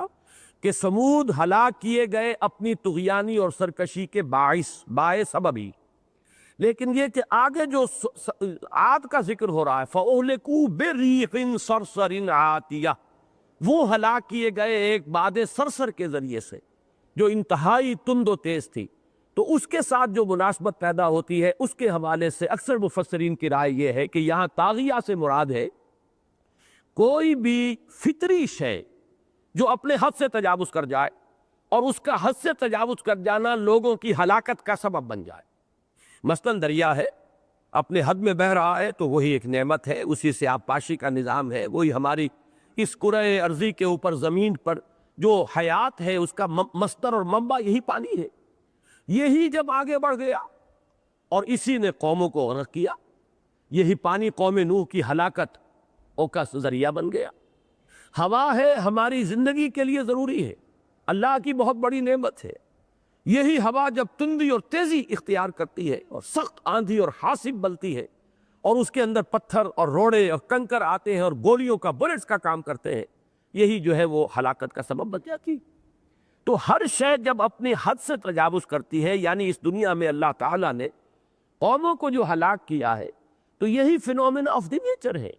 جن میں سے کسی کو حد اعتدال سے بڑھا دیا۔ یوں سمجھیے کہ جیسے گھوڑے کی اگر لگام کھینچی ہوئی ہو اور مالک جو ہے جو بیٹھا ہوا ہے سوار اس کے اوپر، وہ اس پر قابو یافتہ ہے، تو وہ گھوڑا مالک کی مرضی کے مطابق چلے گا، اور ذرا سی ڈھیل دے دیجئے تو پھر وہ اپنی رفتار سے جو بڑھے گا تو نہ معلوم وہ کیا اس کے ذریعے سے ہلاکت آئے، کیا خرابی آئے۔ اسی طرح ان تمام عناصر طبیعہ کو اللہ تعالیٰ نے ایک توازن کے اندر رکھا ہوا ہے۔ اس کو کئی جگہ کہا بھی گیا ہے کہ ہم حساب سے نازل کرتے ہیں، رزق کو بھی نازل کرتے ہیں، بارش برساتے تو حساب سے برساتے ہیں، بارش کو ہی اگر زیادہ کر دیا جائے تو وہی تباہی اور ہولناکی اور سیلاب اور مکانوں کے گر جانے کا سبب بن جاتی ہے۔ تو یہاں بھی مراد ہے طاغیہ سے کہ وہ عذاب جو آیا اور سمود پر جو عذاب آیا اس کے بارے میں دو آراء ہیں۔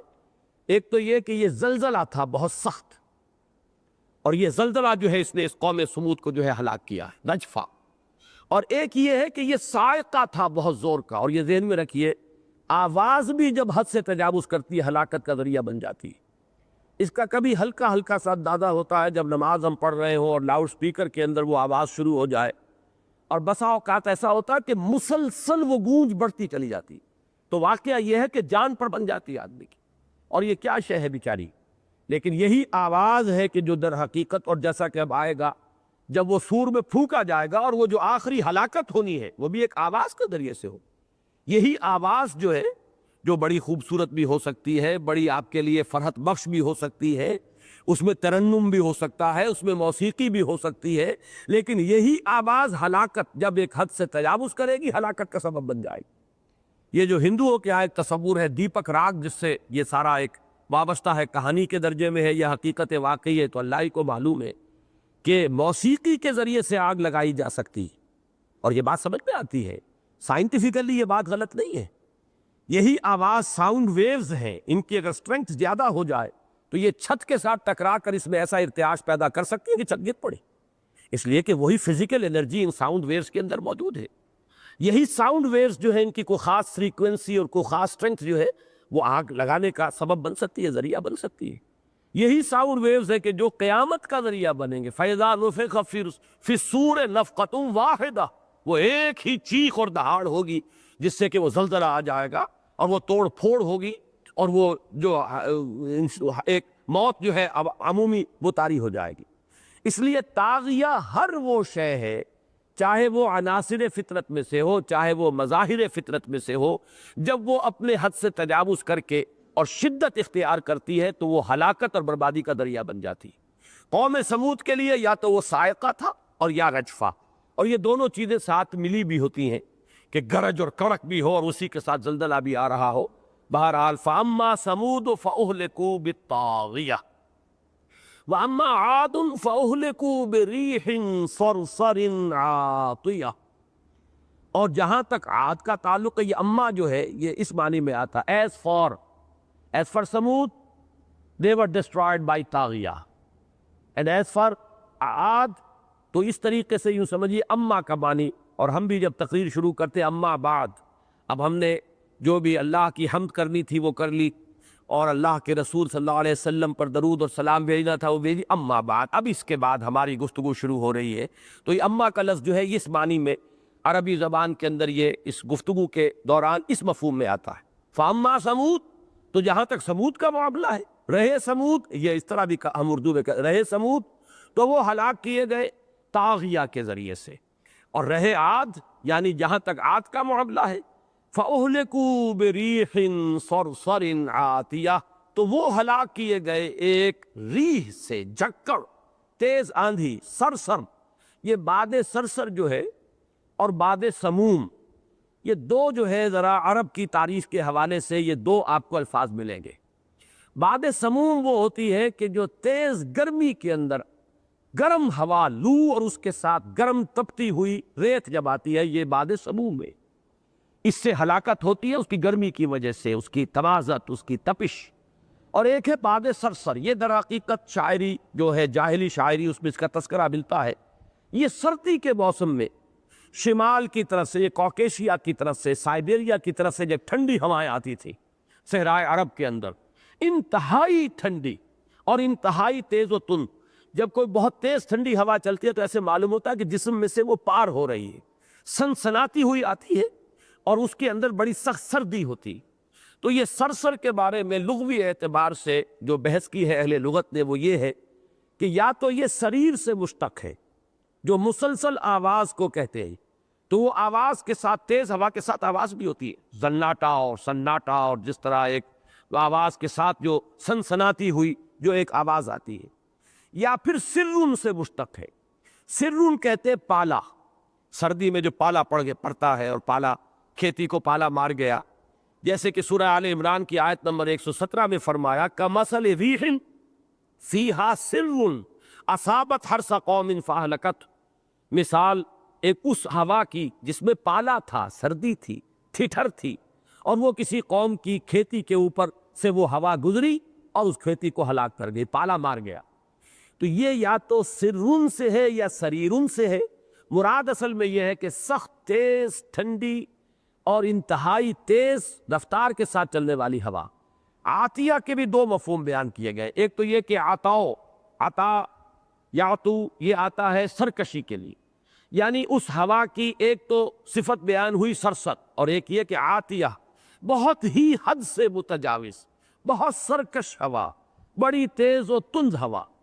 اپنی انتہا کو پہنچی ہوئی۔ یا یہ عتیہ سے ہے، عتیہ بھی کہتے ہیں اس شے کو جو اپنی پوری انتہا کو پہنچ چکی ہو، جیسے کہ سورہ مریم میں فرمایا حضرت یحییٰ کے والد حضرت زکریہ علیہ السلام، ان کا جو قول آیا وَقَدْ بَلَغْتُ مِنَ الْكِبَرِ عِتِيًّا، میں تو اب بڑھاپے کی انتہا کو پہنچ چکا۔ تو یہ اس کا باد سرسر کا اپنی سرسریت میں انتہا کو پہنچ جانا، یا ہوا کا اپنی تیزی اور تندی کے اندر انتہا کو پہنچ جانا، یہ دونوں مفہوم جو عاتیہ کے ہوں گے۔ اس کے بعد فرمایا سَخَّرَهَا عَلَيْهِمْ 7 لَيَالٍ و8 أَيَّامٍ حُسُومًا فَتَرَى الْقَوْمَ فِيهَا صَرْعَىٰ كَأَنَّهُمْ أَعْجَازُ نَخْلٍ خَاوِيَةٍ۔ اللہ تعالیٰ نے اس ریح سرسر کو جو عاتیہ تھی مسخر کر دیا، لگا دیا ان پر۔ مسخر ہوتا ہے کسی کے لیے کسی کام کو معمور کر دینا، کسی کام پر، تو اسے معمور کر دیا تھا ان پر اللہ نے 7 راتیں اور 8 دن مسلسل پے ہم متواتر۔ حسومن کے بھی اب یہاں پر 2 ترجمے کیے گئے ہیں۔ حسومن کے ایک معنی ہے المتتابع، وہ شے کہ جو مسلسل چل رہی، کوئی وقفہ نہیں تھا. اگر تھوڑی دیر جھکڑ چڑھے پھر تھوڑی سی کوئی وقفہ پڑ جائے تو کوئی سانس آ جائے، کوئی آدمی ریکور کر لے، ریکوپ کر لے، پھر چلیے جھکڑ آ گیا. لیکن یہ نہیں، مسلسل 7 دن اور 8 راتیں یہ تیز و تند سخت پالے والی ہوا وہ ان کے اوپر اللہ نے مسخر کر دی حسوماً. اور حسم کے معنی ایک ہے الحسم ازالت و اثر الشیء، کسی شے کا نام و نشان مٹا دینا بھی حسم. تو حسوماً یہاں پر گویا کہ اس کی نتیجہ خیزی کے اعتبار سے ہوگا. یا تو اس ہوا کی صفت ہے کہ وہ متواتر چلتی رہی، وہ آندھی وہ جھکڑ متواتر بغیر کسی وقفے کے جاری رہا، یا یہ ہے کہ اس کی جو نتیجہ خیزی ہے تہس نہس کر کے رکھ دیا. حسوماً جڑ کاٹ دی، جس کو قرآن مجید میں کہا جاتا ہے فَقُطِعَ دَابِرُ الْقَوْمِ الَّذِينَ ظَلَمُوا، جڑ کاٹ دی گئی اس قوم کی جس نے شرک اور ظلم کے روش اختیار کی تھی. جیسے کہ فرمایا گیا کَأَن لَّمْ يَغْنَوْا فِيهَا، ایسے ہو گیا جیسے وہ کہیں تھے ہی نہیں، کبھی یہاں بستے ہی نہیں تھے. لا یرا الا مساکنہم، اب ان کے مسکن رہ گئے ہیں، ان مسکنوں کے اندر سکونت رکھنے والے مکین جو تھے نہیں رہے، مکان ہے. تو یہ ہے عذاب استیصال. استیصال اصل میں بنا ہے اصل سے، اصل کہتے ہیں جڑ. استیصال کے معنی ہوں گے جڑ سے اکھیڑ دینا. ایک تو یہ کہ آپ نے ایک پودے کو اوپر سے کاٹ دیا، وہ پھر بھی پھوٹے گا، شاخیں نئی، پتے آ جائیں گے، کچھ وقت لگے گا دوبارہ. جڑ سے اکھیڑ دیا تو گویا کہ اس کا نام و نبوت ختم ہو گیا. فَقُطِعَ دَابِرُ الْقَوْمِ الَّذِينَ ظَلَمُوا. تو یہاں پر بھی حسوماً کا ایک مفہوم یہ بھی ہو سکتا ہے.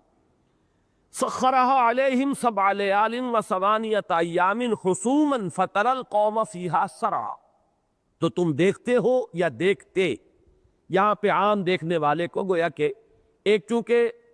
چشم تصور کے سامنے ایک بات لانی ہے تصور کرنے کے لیے، لہذا یہاں پہ کہا جا رہا ہے مخاطب سے گویا کہ تم یہ دیکھتے، تمہارے سامنے یہ منظر ہوتا، اگر تم اس وقت وہاں ہوتے تو یہ دیکھتے. فَتَرَى الْقَوْمَ فِيهَا سَرْعًا، قوم کو یعنی قوم عاد کو تم دیکھتے اس میں سے مراد فی ارضہم، ان کی زمین میں، یا اس ہوا اس جھکڑ میں، یہ اس کی طرف بھی اس کی جو ہے ضمیر جا سکتی ہے. لیکن کس شکل میں دیکھتے؟ سرعا. سرعا سریع کی جمع ہے، اور سریع جو ہے باب فعیل پر یعنی وزن فعیل کے وزن پر ہے، صفت مشبہ، لیکن یہاں یہ مفعول کے معنی دے رہا ہے. مسروع وہ کہ جو پچھاڑ دیا گیا ہو. مسارعہ کہتے ہیں کشتی کو، کشتی میں 2 پہلوان زور لگاتے ہیں اور بہرحال آخر میں ایک جو ہے اس کو دوسرا پچھاڑ دیتا ہے. اب جو پچھڑ جاتا ہے اس کی جو کیفیت ہے، کبھی بھی آپ نے دیکھی معلوم ہوتا کہ بالکل ڈھیلا پڑ گیا، اس سے پہلے اس میں جان تھی، ہمت تھی، کچھ نہ کوئی مدافعت کر رہا تھا، ہاتھ پاؤں مار رہا تھا. اب جب معلوم ہوا فیصلہ ہو گیا تو پھر ایک دم آپ دیکھتے ایسے چت پڑا ہوا جیسے کہ اس کے وہ مسل بھی ڈھیلے ہو گئے. اس لیے کہ ہمت اور پھر ایک افسوس اور رنج کی کیفیت،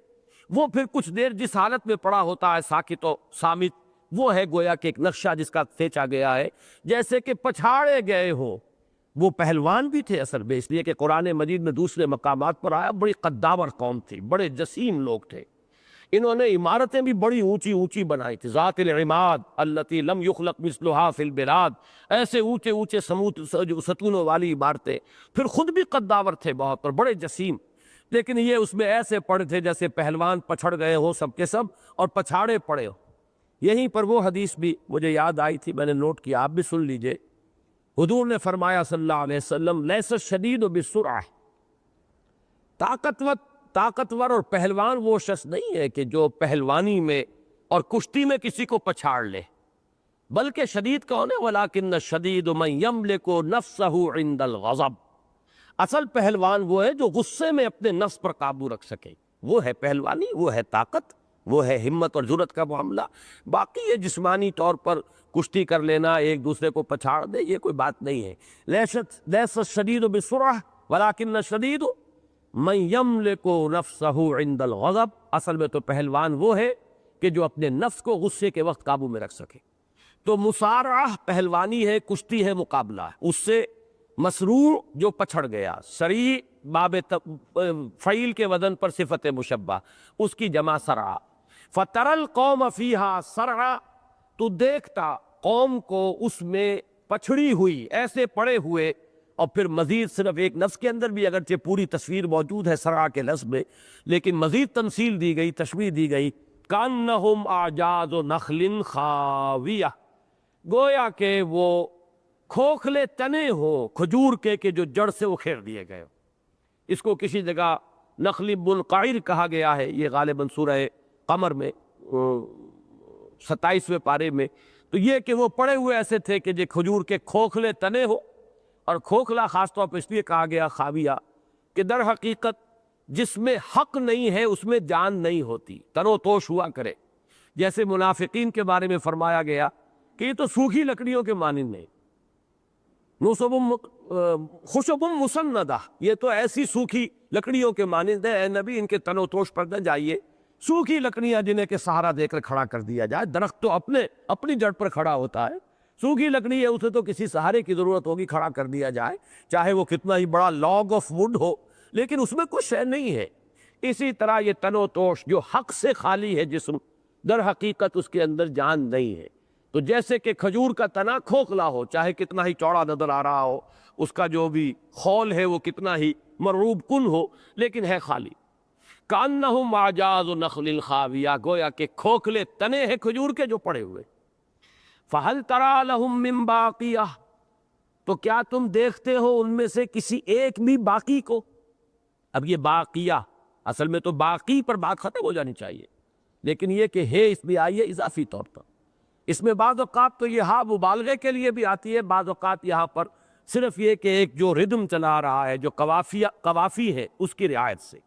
یعنی یہ کہ قوم کا ایک ایک فرد ہلاک کر دیا گیا، سوائے ان اہل ایمان کے کہ جو وقت کے رسول کے ساتھ پہلے ہی وہاں سے نکال دیے جاتے تھے۔ حضرت ہود کے ساتھ قوم عاد کے اہل ایمان نکال دیے گئے، وہ چلے گئے۔ اب جو رہ گئے پیچھے، ان میں سے کوئی نہیں بچا۔ قوم سمود میں سے جو ایمان لائے حضرت صالح کے ساتھ، وہ چلے گئے۔ اسی طریقے سے کہا گیا حضرت لوط علیہ السلام سے کہ اپنے گھر والوں کو لے کے نکل جاؤ، کوئی پیچھے نہ مڑ کر دیکھے، اس لیے کہ اب جو عذاب آنے والا ہے تو ان سب کو تہس نہس کر کے رکھ دے گا۔ تو چونکہ وہ لوگ تو نکل چکے ہوتے تھے، اس کے بعد جو بھی باقی قوم تھی وہ پوری کی پوری ہلاک کر دی جاتی تھی۔ فَهَلْ تَرَى لَهُم مِّن بَاقِيَةٍ، اگرچہ یہ استفہام ہے، کیا تم دیکھتے ہو ان میں سے کسی کو بھی بچنے والا، لیکن اس کو کہتے ہیں استفہام تقریری، کہ کوئی بھی نہیں تھا بچنے والا۔ وَجَاءَ فِرْعَوْنُ وَمَنْ قَبْلَهُ وَالْمُؤْتَفِكَاتُ بِالْخَاطِئَةِ، اور فرعون اور جو اس سے پہلے تھے اور وہ بستیاں جو الٹ دی گئی تھی، وہ بھی خطا، خاطیہ، عصیان، خطا، گناہ، معصیت کے ساتھ، یعنی انہوں نے بھی وہی روش اختیار کی۔ جیسے یہ سمود اور عاد کا ذکر ہو رہا ہے، ایسے ہی خطا کاری، ایسی ہی گناہ گاری، ایسے ہی معصیت اپنے رسول کی، جیسے کہ آگے آ گیا فَعَصَوْا رَسُولَ رَبِّهِمْ، انہوں نے نافرمانی کی اپنے رسول، اپنے رب کے رسول کی۔ اور اس سے ظاہر بات ہے کہ ایک رسول مراد نہیں ہے، ہر قوم کا اپنا رسول مراد ہوگا۔ حضرت فرعون کے لیے حضرت موسیٰ، آل فرعون کے لیے حضرت موسیٰ، اور اسی طریقے سے مؤتفقات سے مراد ہے وہ بستیاں صدوم اور عامورہ کی، جن کی طرف کہ حضرت لوط علیہ السلام بھیجے گئے تھے، اور ان کے لیے جو ہے یہاں مراد ہوں گے حضرت لوط۔ البتہ اس میں جو درمیان میں آیا ہے ومن قبلہ، قبلہ کی ضمیر فرعون کی طرف ہے، وہ جا فرعون ومن قبلہ، ویسے الفاظ عام ہے کہ جو بھی پہلی کافر قومیں تھی، لیکن یہ ہے کہ اگر قرآن مجید کے دوسرے نظائر پر نگاہ رکھی جائے تو یہاں متعین طور پر مراد ہے قوم شعیب۔ اس کو اصولی طور پر سمجھ لیجئے، اس لیے کہ 6 ہی اقوام ہیں جن کا ذکر قرآن مجید میں آیا ہے، متواتر، پے ہم، تکرار کے ساتھ، اعادے کے ساتھ، اور ان میں ایک تو زمانی ترتیب ہے۔ زمانی ترتیب میں سب سے پہلے حضرت نوح کی قوم ہے، پھر حضرت ہود کی قوم یعنی قوم عاد، پھر حضرت صالح کی قوم یعنی قوم سمود، پھر اس کے بعد قوم لوط جو عامورہ اور صدوم کی بستیوں کے اندر آباد تھی، اس کے بعد قوم شعیب یا قوم مدین جس کی طرف حضرت شعیب بھیجے گئے، اور پھر فرعون، آل فرعون جن کی طرف کہ حضرت موسیٰ بھیجے گئے۔ یہ 6 رسولوں کا ذکر سورہ اعراف سے شروع ہوتا ہے قرآن مجید میں، جبکہ سورہ انعام میں صرف حضرت ابراہیم کا ذکر ہے اور رسولوں کا ذکر نام لے کر نہیں کیا گیا۔ انباء الرسل جہاں بھی آتے ہیں، یہ صورتیں جو ہم پڑھ رہے ہیں یہ چھوٹی صورتیں ہیں، ان میں ایک ایک 2 آیات میں ایک ایک کا ذکر ہے۔ اب سورہ قمر ہم نے پڑھی تھی، وہ چونکہ 3 رکوعوں پر مشتمل ہے، وہاں ان تمام قوموں کے بارے میں اور ان رسولوں کے بارے میں 2 3 4 آیات آپ کو مل جائیں گی۔ آگے آپ مثلاً دیکھیں گے سورۃ الفجر میں، وہاں پر بھی ان کا تذکرہ ملے گا، بلکہ تیزی کے ساتھ ایک ایک آیت۔ تو یہاں پر بھی اب آپ نے دیکھا کہ 5 کا ذکر تو ہو گیا تعین کے ساتھ، اس لیے کہ سمود اور عاد کا ذکر پہلے آ چکا۔ آگے آ رہا ہے حضرت نوح کی قوم کا ذکر، انا لما طغى الماء حملناكم في الجاریہ۔ جب وہ طوفان آیا حضرت نوح کی قوم پر تو اس کشتی کے اندر، جاریہ کشتی، اس میں ہم نے تمہیں یعنی تمہارے آباء و اجداد کو اٹھایا۔ تو حضرت نوح کی قوم کا ذکر بھی آ گیا۔ اب 3 قومیں رہ گئیں، قوم فرعون یا آل فرعون، اور وہ قوم لوط اور قوم شعیب۔ یہاں پر اس آیت میں ان 3 کو جمع کیا گیا ہے، وَجَاءَ فرعون، اور فرعون، ومن قبلہ، اور جو اس سے پہلے تھے، اور متصلاً قبل جو ہے آل فرعون سے وہ قوم جس پر عذاب آیا ہے اللہ کی طرف سے، عذاب استیصال، وہ قوم شعیب ہے زمانی اعتبار سے۔ گویا کہ یہاں پر ومن قبلہ لفظاً عام ہے، معناً اس میں معین ہے حضرت شعیب کی قوم، اور گویا کہ یہاں پر ایک لفظ کا اضافہ کر دیا جائے تو وہ تعین واضح ہو جائے گی اگر اسے محذوف مانا جائے، یعنی متصلاً قبل، متصلاً قبل جو ہے آل فرعون سے وہ قوم مدین یا قوم شعیب ہے، جس کے بارے میں یہ علم میں ہوگا کہ وہ بھی اصل میں نسل ابراہیمی تھی، جیسے بنی اسرائیل نسل ابراہیمی ہے، بنی اسماعیل نسل ابراہیمی ہے۔ تو حضرت ابراہیم کے ایک تیسرے بیٹے تھے مدین یا مدیان، یہ تھے قطورہ کی، حضرت ابراہیم کی ایک زوجہ قطورہ، ایک تو ہاجرہ جن سے حضرت اسماعیل ہے، سارہ جن سے حضرت اسحاق ہے، جن سے بنی اسرائیل کی نسل چلی، ایک قطورہ، یہ تیسری زوجہ تھی حضرت ابراہیم کی، جن سے کہ مدیان یا مدین نامی اللہ تعالیٰ نے ان کو فرزند عطا فرمائے تھے۔ ان کی قوم آباد ہوئی ہے خلیج عقبہ کے داہنی طرف مشرقی گوشے میں، اور یہ علاقہ مدین کا یا مدیان کا کہلاتا ہے۔ اس قوم میں پھر جب بت پرستی آ گئی اور اخلاقی زوال آیا تو اللہ تعالیٰ نے پھر حضرت شعیب کو ان میں مبعوث فرمایا، الی مدین اخاہم شعیبا۔ تو یہاں ان آیات میں 5 کا ذکر صراحت اور تعین کے ساتھ ہے، 6 کا صرف کنایتن، اور وہ قوم شعیب۔ وجاء فرعون ومن قبلہ والمؤتفقات بالخاطئہ، مؤتفقہ الٹی ہوئی، پلٹ دی گئی۔ وہاں بھی کوئی جو عامورہ اور صدوم کی بستیوں پر جو عذاب آیا ہے، کوئی زلزلہ بھی آیا ہے، حاصب بھی آئی ہے، انہیں پلٹ بھی کر دیا، الٹ بھی دیا گیا۔ چھتوں پر جو ہے وہ دیواریں آ گری، جب کوئی عمارت گرتی ہے چھت نیچے بیٹھتی ہے، دیواریں اس کے اوپر آ جاتی ہے، تلپٹ ہو جاتا ہے معاملہ۔ جیسے کہ پہلے تو تھا کہ دیواروں پر چھت ہے، پھر جب عمارت گری تو چھت پہلے نیچے آئی، پھر دیواریں اس کے اوپر پڑی۔ یہ وہ لفظ ہے کہ جو اس کیفیت کو ظاہر کرتا ہے۔ وہ بستیاں اس طریقے سے تلپٹ کر دی گئی، پھر ان کے اوپر پتھراؤ ہوا ہے جس سے کہ وہ دھس گئی ان کے اندر، اور پھر وہ سمندر کے اندر رفتہ رفتہ یہ جو بحر مردار ہے، دی ڈیڈ سی، اسی کے ساحل پر یہ بستیاں تھیں، اور وہ سب کے سب اسی کا حصہ بن گئی، اب ان کا نام و نشان کہیں موجود نہیں۔ تو یہ ہے مؤتفقات۔ ان قوموں نے بھی وہی حرکت کی جو سمود نے کی تھی، عاد نے کی تھی، خطا کاری، گناہ گاری، معصیت، اور اس پہ سب سے بڑی معصیت مستضاد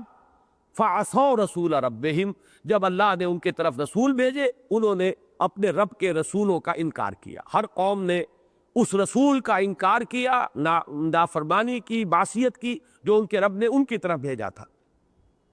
فَأَخَذَهُمْ أَخْذَةً رَابِيَةً، تو پکڑا اللہ نے ان کو ایک ایسی پکڑ سے جو بہت بڑھنے والی، بڑھتی چڑھتی پکڑ۔ اب یہ رابیہ کا لفظ ربا سے بنا ہے۔ ربا وہ شے جو سود در سود چڑھتا چلا جاتا ہے، بڑھتا چلا جاتا ہے، رقم جو ہے، قرض جو ہے، اس کی مقدار بڑھتی چلی جاتی ہے۔ اسی سے در حقیقت تربیت ہے باب تفعیل میں، کسی کی پرورش کرنا، پالنا، پوسنا، یہ بھی اسی سے ہے۔ اور یہاں پہ رابیہ ہر وہ شے جو بڑھ رہی ہو، تو یہاں اخذۃ الرابیہ ایسی پکڑ جو بڑھنے والی تھی۔ جیسے کہ جب طوفان آیا تو وہ طوفان بھی ایک دم تو نہیں آیا، رفتہ رفتہ وہ بڑھا، اور بڑھ کر پھر وہ سب کی ہلاکت کا ذریعہ بن گیا۔ تو اسی طریقے سے جب آندھی چلی تو ایک دم سب ہلاک نہیں ہو گئے، 7 دن 8 دن 7 لیال و 8 ایام، 8 دن اور 7 راتیں مسلسل چلی۔ تو یہ اخذۃ الرابیہ، اسی طریقے سے اللہ نے ان کو بھی پکڑا ہے، ایک ایسی پکڑ سے جو بہت بڑھتی ہوئی پکڑ تھی۔ انا لما طغى الماء، اب جیسا کہ میں نے عرض کیا تھا یہاں ترتیب جو ہے ذرا مختلف ہو گئی ہے، اور وہ کیا وجہ ہے وہ میں بعد میں عرض کروں گا انشاءاللہ۔ اب یہاں حضرت نوح کی قوم کا ذکر ہو رہا ہے، وہ طغیانی سے اور سیلاب سے ہلاک کیے گئے۔ انا لما طغى الماء، اب وہی لفظ طغیانی یہاں بھی آ گیا، طاغیہ، طغى الماء، پانی جب بڑھا، چڑھا، اب یہاں لفظ مناسب ہوگا اردو کا جب پانی چڑھا۔ یہ پانی جو ہے زمین میں سے بھی یہ پھوٹا ہے چشمے سے، فارت تنور، اور آسمان سے بھی برسا ہے، فالتقى الماء على امر قد قدر، زمین سے ابلنے والا پانی، آسمان سے برسنا والا پانی، دونوں پانی مل گئے اس فیصلے کی تکمیل اور تنفیذ کے لیے جو اللہ طے کر چکا تھا۔ تو جب یہ پانی چڑھا، حملناکم فی الجاریہ، تو اے لوگو ہم نے تمہیں اٹھایا، تمہیں سوار کرایا ایک چلنے والی کشتی میں۔ جاریہ، جرا یجری، چلنا، اور جاریہ اس سے اس میں فاعل ہو گیا مؤنث، چلنے والی مراد ہے کشتی، وہ کشتی جو اللہ تعالیٰ کے حکم سے حضرت نوح نے تیار کی، اور جس میں پھر اللہ تعالیٰ نے ان کے جو اہل ایمان تھے، ان کے ساتھ جو لوگ ایمان لائے تھے، انہیں نجات دی، جس کے ذریعے اور بھی حیوانات میں سے بھی، اور وہ مختلف جو ہے جتنی بھی اس وقت تک حیوانات تھے ان کے جوڑے جو ہے وہ بھی اس میں سوار کیے گئے۔ یہ تفاصیل دوسری جگہوں پر ہے۔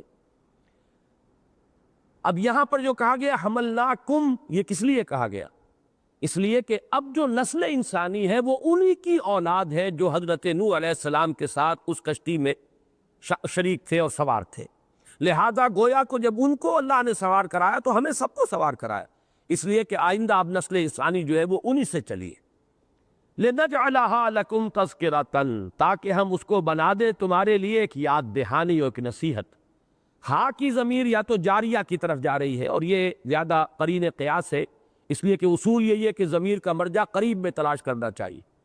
یا پوری صورتحال مجموعی کہ اس پورے واقعے کے اندر ایک تذکرہ ہے، ایک نصیحت ہے، جیسے کہ سورہ قمر میں بار بار آتا ہے فَهَلْ مِن مُدَّكِرٍ، یہ اس کے اندر ایک نصیحت ہے، اس میں ایک یاد دہانی ہے، اور بہت سی جگہوں پر ان آیات کے حوالے سے ان فی ذالک لآیہ ولکن اکثر الناس لا یشکرون لا یؤمنون، اس میں ہے نشانی، لیکن یہ کہ لوگ جو ہے اکثریت والے وہ ماننے والے نہیں، تو یہ نشانیاں ہیں۔ لِنَجْعَلَهَا لَكُمْ تَذْكِرَةً وَتَعِيَهَا أُذُنٌ وَاعِيَةٌ، اور محفوظ رکھے اسے وہ کان کے جو محفوظ رکھنے والے ہیں۔ واعیہ، وعا کہتے ہیں کسی چیز کو محفوظ رکھنا، جمع رکھنا، وعا، یہ اوعا کا لفظ آ جائے گا سورہ معارج کے اندر،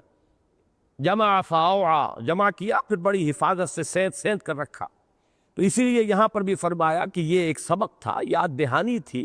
کس طریقے سے عذاب آیا، کیسے قوم ہلاک کی گئی، کس طرح اللہ نے پھر اہل ایمان کو بچایا، اس کو ہم نے ایک نشانی بنایا ہے۔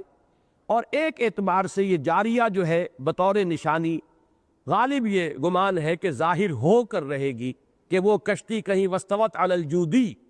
کسی پہاڑ کی چوٹی پر وہ اب بھی موجود ہے جہاں وہ لنگر انداز ہوئی تھی، جہاں سے پھر قوم نوح جو ہے، جو بھی لوگ بچے تھے اس قوم میں سے اور ان کی اولاد وہ اتری، اور پھر وہاں سے نسل انسانی پھیلی۔ اور جیسا کہ میں نے بارہا کہا، ایک گمان ہے، بعض رپورٹس بھی ہے کہ ترکی کے شمال مشرقی کونے میں، جو کہ بالکل رشیا کے ساتھ ملا ہوا ہے، وہاں کسی پہاڑی پر بعض پائلٹس نے یہ گواہی دی ہے کہ کوئی شے نظر آئی ہے، جیسے چوٹی کے اوپر کوئی کشتی نما شے ہے بہت بڑی، لیکن یہ ہے کہ اس جگہ تک کوئی ایکسپیڈیشن اس لیے نہیں جا سکتی کہ اس کے لیے راستہ صرف جو ہے وہ روس کے طرف سے ہے۔ بعض علاقے ایسے ہوتے ہیں پہاڑی کہ اگرچہ وہ پہاڑ ہے تو کسی ایک ملک میں، لیکن چڑھنے کا راستہ اس ملک سے نہیں ہے، کسی دوسرے ملک سے ہے، اس لیے وہاں کوئی جو ہے وہ مہم جا نہیں سکتی۔ بہرحال یہ گمان غالب ہے کہ وہ کشتی کسی نہ کسی وقت ظاہر ہوگی، اور یہ گویا کہ تصدیق کرے گی ان تمام واقعات کی جو قرآن مجید میں قوم نوح اور اس پر جو عذاب کی تفاصیل آئی ہیں اس کے ضمن میں بیان ہوئے۔ اب یہاں تک تو یہ جس کو میں نے عنوان دیا تھا انباء الرسل، رسولوں اور ان کی قوموں کے انجام کے ضمن میں اہم خبریں، اہم واقعات۔ وہ جو بات میں عرض کر رہا تھا کہ بعد میں عرض کروں گا کہ ترتیب زمانی یہاں کیوں اختیار نہیں کی گئی۔ اصل میں اہل عرب جو اصل مخاطب ہے حضور کے قرآن کے ابتدائی اور اولین مخاطب، تو جزیرہ نمائے عرب کے اندر اندر جو قومیں تھیں ان کی داستانیں ان میں زیادہ معروف تھی، زیادہ جانتے تھے، اس لیے کہ یہ عرب باعدہ، یہ پرانی عرب اقوام شمار ہوتی ہیں، وہ دو ہی ہیں، سمود اور عاد۔ عاد جو ہے اس کا علاقہ جنوبی عرب کا جزیرہ نما جہاں چوڑا ہو جاتا ہے، یہ بہت شرقاً غرباً جو ہے فاصلہ بہت زیادہ ہو جاتا ہے، اس کے درمیان میں جو اس وقت بدترین قسم کا صحرا ہے، وہاں کسی انسان کا گزر ممکن نہیں۔ وہاں کی ریت بھی ایسی ہے جیسے راکھ ہوتی ہے، بہت ہی باریک بھربھری سی، جو کسی شے کو سپورٹ نہیں کرتی، کوئی چیز ہوگی وہ دھستی چلی جائے گی. لہذا وہ انتہائی اب جو ہے یوں سمجھیے کہ خالی علاقہ ہے ہر اعتبار سے. لیکن اس وقت یہ قدیم ترین زمانہ ہے اس جزیرہ نما عرب کی تاریخ کا. قوم نوح کے بعد یہ قوم عاد تھی جو اس علاقے میں آباد تھی. اسی کو غلبہ اور سطوت اور شان اور شوکت حاصل ہوئی،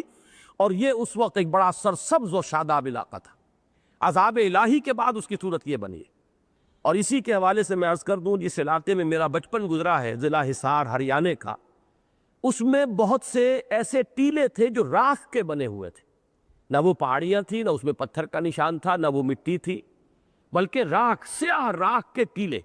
ان کو اس علاقے کی زبان میں تھیڑ کہتے ہیں. تھیڑ یہ حصار میں بھی تھے، ہانسی میں بھی تھے. اگروہا ایک بڑا پرانا قصبہ ہے جس سے کہتے ہیں اگروال قوم وہیں سے نکلی تھی. پھر اس سے آگے سرسا بہت پرانا قصبہ ہے. ان سب میں بڑے بڑے تھیڑ تھے اور وہ راکھ کے بنے ہوئے. معلوم ہوتا ہے کہ جیسے پومپی آئی کے بارے میں یہ آپ کو معلوم ہے کہ وہ آتش فشاں پھٹا اور اس سے راکھ نکلی ہے اور شہر پورا کا پورا اس کے اندر جو ہے وہ دفن ہو گیا ہے. اسی طرح اس علاقے میں بھی معلوم ہوتا ہے کہ اسی طرح کا تو عذاب آیا ہے. اور وہ ریت کے ٹیلے جو ہے وہاں پر، ریت کے نہیں، راکھ کے ٹیلے، سیاہ راکھ جلی ہوت. اور کھدائی کرتے ہیں تو کہیں کو برتن مل جاتا ہے، کسی کو کوئی پرانے سکے نکل آتے ہیں، کچھ اور ہوتا ہے. تو اسی طرح یہ قوم جو عاد تھی اس پر احقاف کے علاقے کے اندر جو عرب کا جنوبی علاقہ ہے، انتہائی جو یوں کہیے کہ سخت ترین صحرا ہے، یہ علاقہ تھا. اس قوم کے حالات و واقعات، ان کے خطبات میں، ان کی روایات میں، ان کے اشعار میں ان کا تذکرہ تھا. اسی طرح قوم سمود یہ بھی جزیرہ نما عرب کے اندر کی قوم تھی. یہ قوم جو ہے یہ جیسے مدینے سے تبوک کی طرف جاتے ہیں تو وہ علاقہ آتا ہے، اس کو ہجر بھی کہتے ہیں. یہ علاقہ پہاڑی علاقہ ہے. یہاں پر انہوں نے چٹانوں کو تراش تراش کے اپنے گھر بنائے تھے. ان کے آثار اب بھی موجود ہیں چونکہ چٹانوں میں تھے. وہ تو میں بھی 1 سال پہلے جب گیا تھا تو وہاں میں جا کر دیکھ آیا ہوں ان آثار قدیمہ کو. تو قوم سمود اور قوم عاد، ان 6 قوموں میں سے یہ وہ قومیں ہیں جو اصل قدیم عربی قومیں. باقی 4 اقوام کا تذکرہ جو بعد میں آ رہا ہے، یہ یوں سمجھیے کہ ضرب اب آپ یہاں سے جزیرہ نما عرب سے شمال کی طرف چلیں گے تو پہلے یہ 3 قومیں آئیں گی جو ایک آیت میں جمع کی گئیں. اس لیے کہ اس میں خلیج عقبہ کے مشرقی سائٹ کے ساتھ علاقہ ملتا ہوا مدین کا، مدیان یا مدین قوم شعیب کا علاقہ. ذرا سا بائیں کو چلے جائیے، سینائی پیننسولا کراس کیجئے، یہ آل فرعون کا علاقہ. یہ تقریباً ایک سٹریٹ لائن میں بنیں گے تینوں. اور مشرق میں جائیے تو بحر مردار کے کنارے پر صدوم اور عامورہ کی وہ بستیاں تھیں جن میں کہ وہ قوم آباد تھی جن کی طرف حضرت لوط بھیجے گئے علیہ الصلوۃ والسلام. یہ تینوں ایک سیدھے خط کے اوپر واقع ہیں. لہذا ان 3 کو ایک میں جمع کیا. جزیرہ نما عرب سے نکلیے تو عاد اور سمود یہ تو وہ ان کی پرانی اقوام ہیں جو عرب باعدہ، وہ قومیں جو ہلاک ہو چکی عرب کی قدیم ترین اقوام. اوپر نکلیے شمال کی طرف تو ایک تقریباً خط مستقیم میں آپ کو مشرق سے مغرب چلیں گے تو قوم لوط، قوم شعیب، آل فرعون جن کی طرف حضرت موسیٰ بھیجے گئے. ذرا اور اوپر چلے جائیے تو وہ علاقہ جو اب کردستان کہلاتا ہے، جو ترکی، روس، عراق اور ایران، ان 4 ملکوں کا جہاں پر کہ بلکہ ایک تھوڑا سا حصہ، ایک چونچ نوک سی تھوڑی سی شام کی بھی اس میں شامل ہو جاتی ہے. یہ علاقہ ہے جو مسکن تھا قوم نوح کا جو کہ ہلاک کیے گئے. لہذا سب سے شمال میں یہ تھا، اس کا آخر میں ذکر کیا گیا. ترتیب زمانی اگر ہوگی تو پہلے نوح، پھر عاد، پھر سمود، پھر قوم لوط، پھر قوم مدین، پھر حضرت موسیٰ کی قوم یا آل فرعون جن کی طرف وہ بھیجے گئے. اور یہ چونکہ جغرافیائی ہے ترتیب، وہ اس ترتیب سے بنتی ہے. تو انباء الرسل کے بعد اب دوسرا اہم مضمون جو ہے سورہ مبارکہ کا وہ ہے احوال قیامت. یہ احوال ہے بڑی سے بھی ہو سکتا ہے اور چھوٹی ہے سے بھی. احوال حالت کی جمع، اور ہولناک یا ہول آ رہا ہے، ہولناک، تو وہ احوال قیامت ہے. فَإِذَا نُفِخَ فِي الصُّورِ نَفْخَةٌ وَاحِدَةٌ. اب یہاں سے وہ بات شروع ہوئی. تو جب پھونک ماری جائے گی سور میں، ایک ہی مرتبہ کی پھونک. یہ بھی معلوم یہ ہوتا ہے کہ وہ تسلسل کے لیے واحدہ کہا گیا، مسلسل. وہ ٹرمپٹ جو ہے سور کے بارے میں کہا گیا وہ قرن کے مانند کوئی شے ہے. اب اس کو ایک تشبیہ دی گئی ہے سینگ سے. اس سینگ میں پھونک ماری جائے گی، لیکن وہ سینگ کون سا سینگ ہوگا، اس کی کیا جسامت ہوگی، پھونک مارنے والی کون ہستی ہوگی، اسرافیل، سورہ اسرافیل اس لیے آپ اسے کہتے ہیں۔ تو وہ ظاہر بات ہے کہ ایک لفظی مشابہت ہے صرف کہ جو ہمیں اس لفظ کے حوالے سے دے دی گئی، اس کی حقیقت کو ہم جان نہیں سکتے، نہ اس کی عظمت، نہ اس کی اصل شان و شوکت، لیکن یہ کہ جو اس کا حاصل ہے وہ یہ ہے کہ کوئی ایسی جیسے آواز ہم نکالتے ہیں کسی سینگ کے اندر پھونک مار کر، یا آج کل جسے آپ کہتے ہیں ٹرمپٹ جو ہے، اس کے اندر زور سے جب پھونکا جاتا ہے، اسی طرح سے کوئی بہت بڑا ٹرمپٹ ہے، اس میں ایک مسلسل چنگھاڑ اس سے نکلے گی، فَإِذَا نُفِخَ فِي الصُّورِ نَفْخَةٌ وَاحِدَةٌ، ایک ہی چنگھاڑ ہوگی پہم مسلسل بڑھتی چلے جانے والی، وَحُمِلَتِ الْأَرْضُ وَالْجِبَالُ فَدُكَّتَا دَكَّةً وَاحِدَةً، اور اٹھا لیے جائیں گے، زمین بھی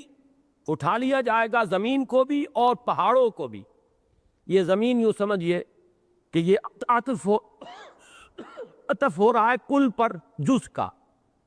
اس زمین ہی کا جز یہ پہاڑ بھی ہے، ارض والجبال، زمین اور پہاڑ،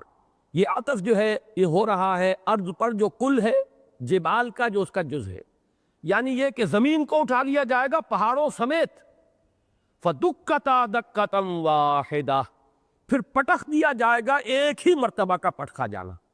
اب یہ اس کا بامحاورہ ترجمہ ہے جو میں نے کیا ہے کہ پٹخ دیا جائے گا، ویسے دال کاف کاف کا مادہ آتا ہے،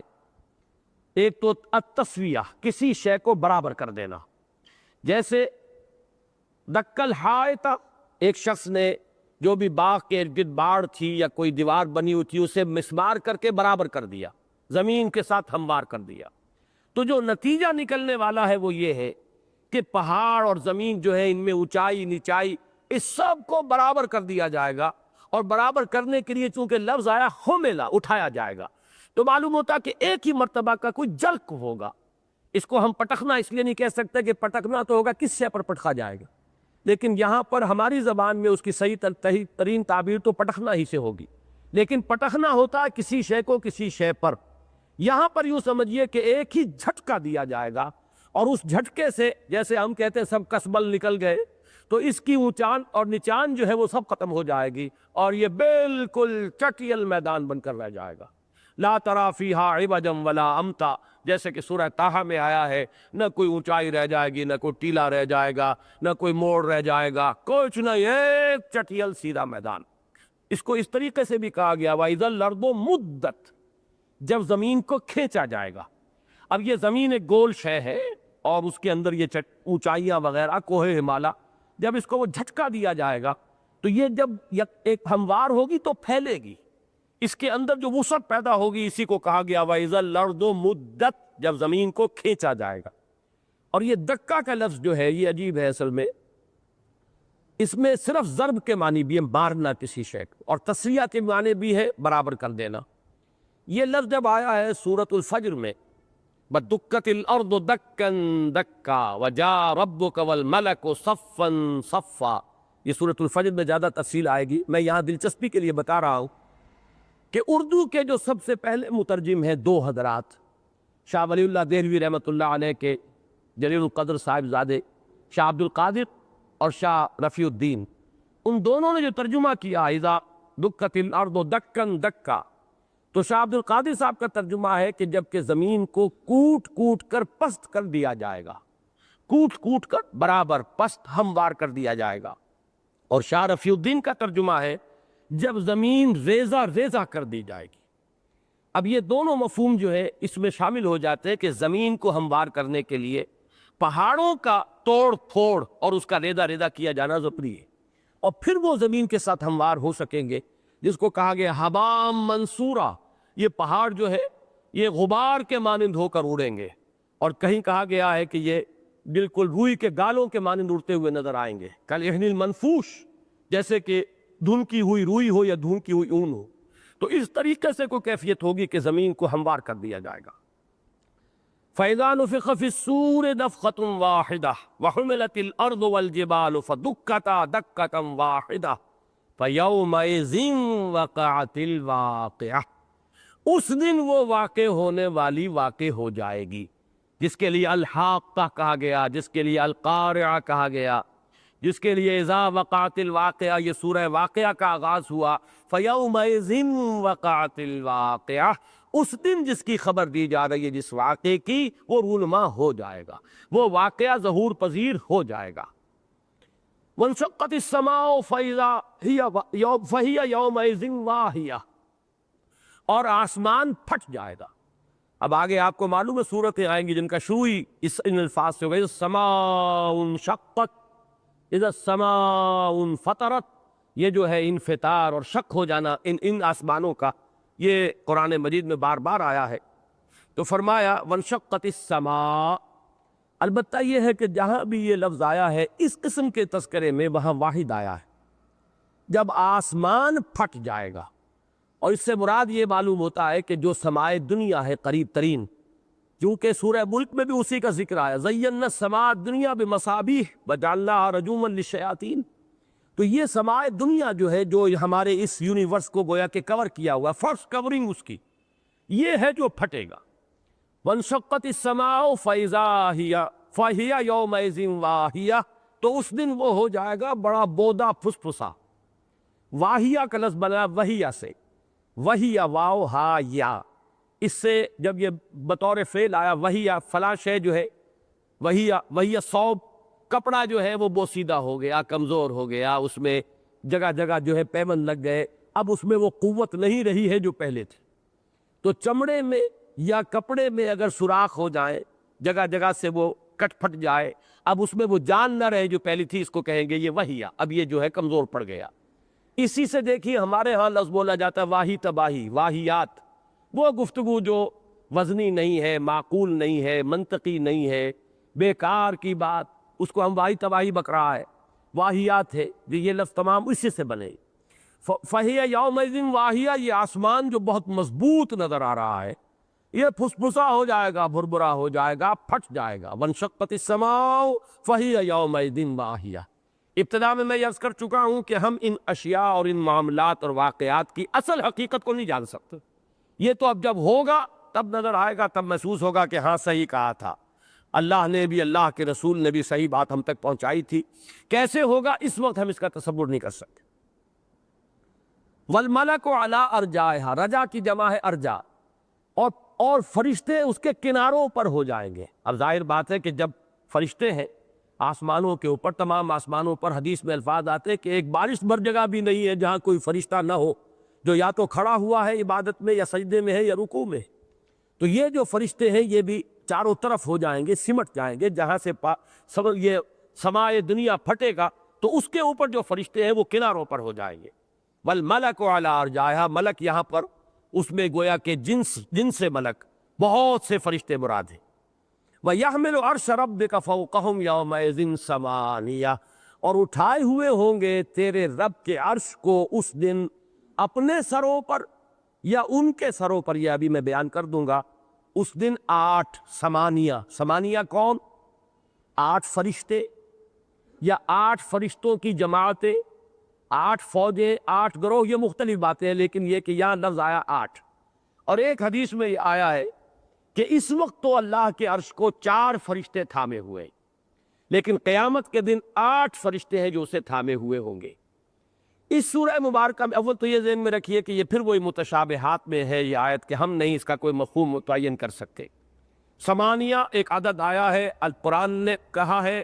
رسول نے ہمیں پہنچایا ہے، ہمارا اس پر ایمان ہے۔ اب وہ 8 فرشتے ہو تو ہم فرشتے کا تصور نہیں کر سکتے کہ ایک فرشتے کی کیا طاقت ہے، کیا شان ہے، کیا عظمت ہے۔ حضرت جبرائیل کو جب افق پر دیکھا حضور نے تو پورا افق ان سے بھرا ہوا تھا، تو ہم کیا تصور کریں گے؟ اگر وہ 8 فوجیں ہیں، 8 گروہ ہیں، 8 جماعتیں ہیں، واللہ عالم، ہم اس کو تفویض کریں گے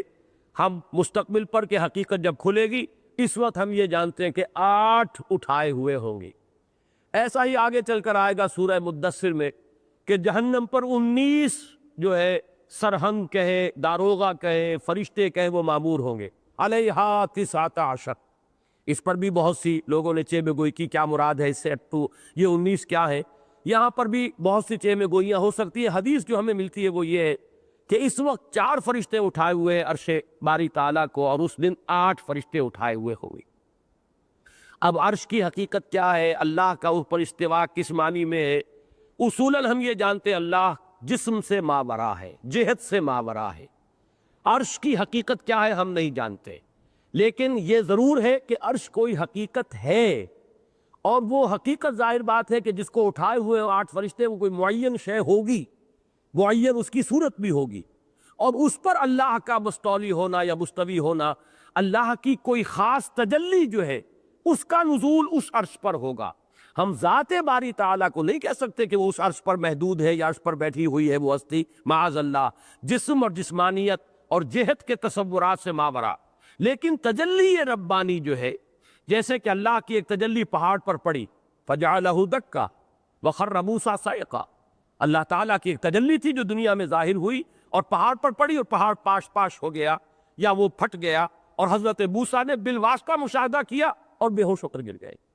اسی طریقے سے پچھلی صورت میں آ چکا ہے کہ اللہ کی ایک تجلی کا ظہور ہوگا، یوم یکشف عن ساق ویدعون الی السجود، اور میں تفصیل سے بیان کر چکا ہوں کہ اس میں جو یہ رائے ہے کہ اس سے مراد جو ہے وہ صرف ایک گھبراہٹ کے لیے ایک لفظ استعمال کیا گیا ہے، میرے نزدیک صحیح نہیں ہے، بلکہ یہ کہ وہ بھی اللہ تعالیٰ کی کسی تجلی کا ظہور ہوگا جس کو تعبیر کیا گیا ہے اللہ کی پنڈلی یا اللہ کی ران کے کھل جانے سے۔ یوم یکشف عن ساق، پنڈلی، اللہ کی پنڈلی کا کھل جانا، اور پھر بلایا جائے گا سجدے کی طرف، تو سجدہ کریں گے وہ لوگ جو دنیا میں بھی خلوص اور اخلاص کے ساتھ سجدہ کرتے تھے، اور وہ لوگ جو ریاکارانہ سجدہ کرتے تھے وہ سجدہ کرنا چاہیں گے، کر نہیں سکیں گے۔ یہ وہ چیزیں ہیں کہ جو وہاں تفصیل سے آ چکی۔ البتہ اس میں ایک بات اور نوٹ کر لیجئے کہ یہی مضمون جب سورہ فجر میں آیا ہے، سورۃ الفجر میں، تو وہاں اس کے ساتھ لفظ آیا جاء ربک والملک صفا صفا، اس زمین پر دکت الارض دکن دکا وجاء ربک والملک صفا صفا، ان دو آیتوں کے باہم نسبت اور جوڑ سے اور تعلق سے اور ربط سے یہ معلوم ہوتا ہے کہ اللہ کا نزول ہوگا میدان حشر میں، اور یہ بھی محسوس ہوتا ہے کہ میدان حشر، حساب کتاب پیشی کا وہ جو بھی میدان ہے وہ اسی زمین پر ہے۔ قصہ زمین برسر زمین طے کیا جائے گا، اسی زمین کو کھینچا جائے گا، اور یہی میدان عرفات جو ہے وہ کھنچ کر اتنا طویل اور عریض ہو جائے گا کہ اس پر پوری نوع انسانی جو ہے وہ سمائے گی اور اس کا حساب کتاب ہوگا۔ واللہ اعلم۔ وَيَحْمِلُ عَرْشَ رَبِّكَ فَوْقَهُمْ يَوْمَئِذٍ ثَمَانِيَةٌ يَوْمَئِذٍ تُعْرَضُونَ، اس دن تم پیش کیے جاؤ گے۔ عرض کہتے ہیں پیش کرنا، آج کل معرض کہلاتے ہیں، عرب آپ جائیں گے شو رومز کو کہتے ہیں معرض، شو روم کے اندر چیزیں رکھی ہوئی ہیں، آپ دیکھیے جا کر یہ فرنیچر کا معرض ہے، اور یہ فلاں کا ہے، اور یہ مفروشات کا ہے، اور یہ جو آپ کے سینیٹری ہے، تو معرض ہے جہاں وہ پیش کیے جاتے ہیں کہ یہ ہے چیزیں یہاں پر دیکھیے۔ تعرضون، تم پیش کیے جاؤ گے، عرضی کہتے ہیں، عرضی، عرضداشت، کسی کے سامنے پیش کرنے کے لیے اپنی درخواست کو عرضی ہے۔ اس دن تمہاری پیشی ہوگی، اس دن حاضری ہوگی۔ یومئذ تعرضون لا تخفی منکم خافیہ، اور تمہاری کوئی شے کتنی ہی خفی ہو وہ مخفی نہ رہے گی، ہر شے جو ہے وہ تمہارے سامنے آ جائے گی، تمہارے اعمال، تمہارے افعال، تمہارے ارادے، تمہاری نیتیں، تمہارے عزائم، تمہاری امنگیں، سب کے سب کھل کر سامنے آ جائے گا۔ یہ ہے وہ یوم الحساب، یہ ہے وہ پیشی کا دن۔ اب اس کے بعد جو اس کا انجام ہوگا یہ اگلی آیات میں ہے، ہم رکوع جو ہے پہلا مکمل نہیں کر سکے، 19 آیات ہم نے پڑھ لی ہے، انشاءاللہ تعالی اگلی نشست میں یہ جو بقی آیات ہیں اس رکوع کی وہ بھی ہم پڑھ لیں گے، اور پھر دوسرا رکوع جو اپنی جگہ پر ایک مستقل مضمون کا حامل ہے، جس کے اعتبار سے بڑی گہری مناسبت اس سورت کی ہو جاتی ہے سورہ نون کے ساتھ میں، اور اس سے ذرا پیچھے ہٹیے تو سورہ واقعہ کے ساتھ بھی، اور وہ بہت اہم مضامین میں سے ہے، انشاءاللہ اس کا مطالعہ ہم اگلے درس میں کریں گے۔ اور یہ آپ حضرات کے علم میں ہوگا کہ اگلا درس جو ہے اب اگلے ہفتے نہیں ہو سکے گا، اگلا ہفتہ جو ہے وہ عید کا دوسرا دن ہے، انشاءاللہ اس سے بعد جو ہے غالباً 22 تاریخ کو پھر ہم یہاں جمع ہوں گے اور سورہ حاقہ کا بقیہ حصہ جو ہے اس کا مطالعہ کر لیں گے۔ بارک اللہ لی ولکم فی القرآن العظیم ونفعنی وإیاکم بالآیات والذکر الحکیم۔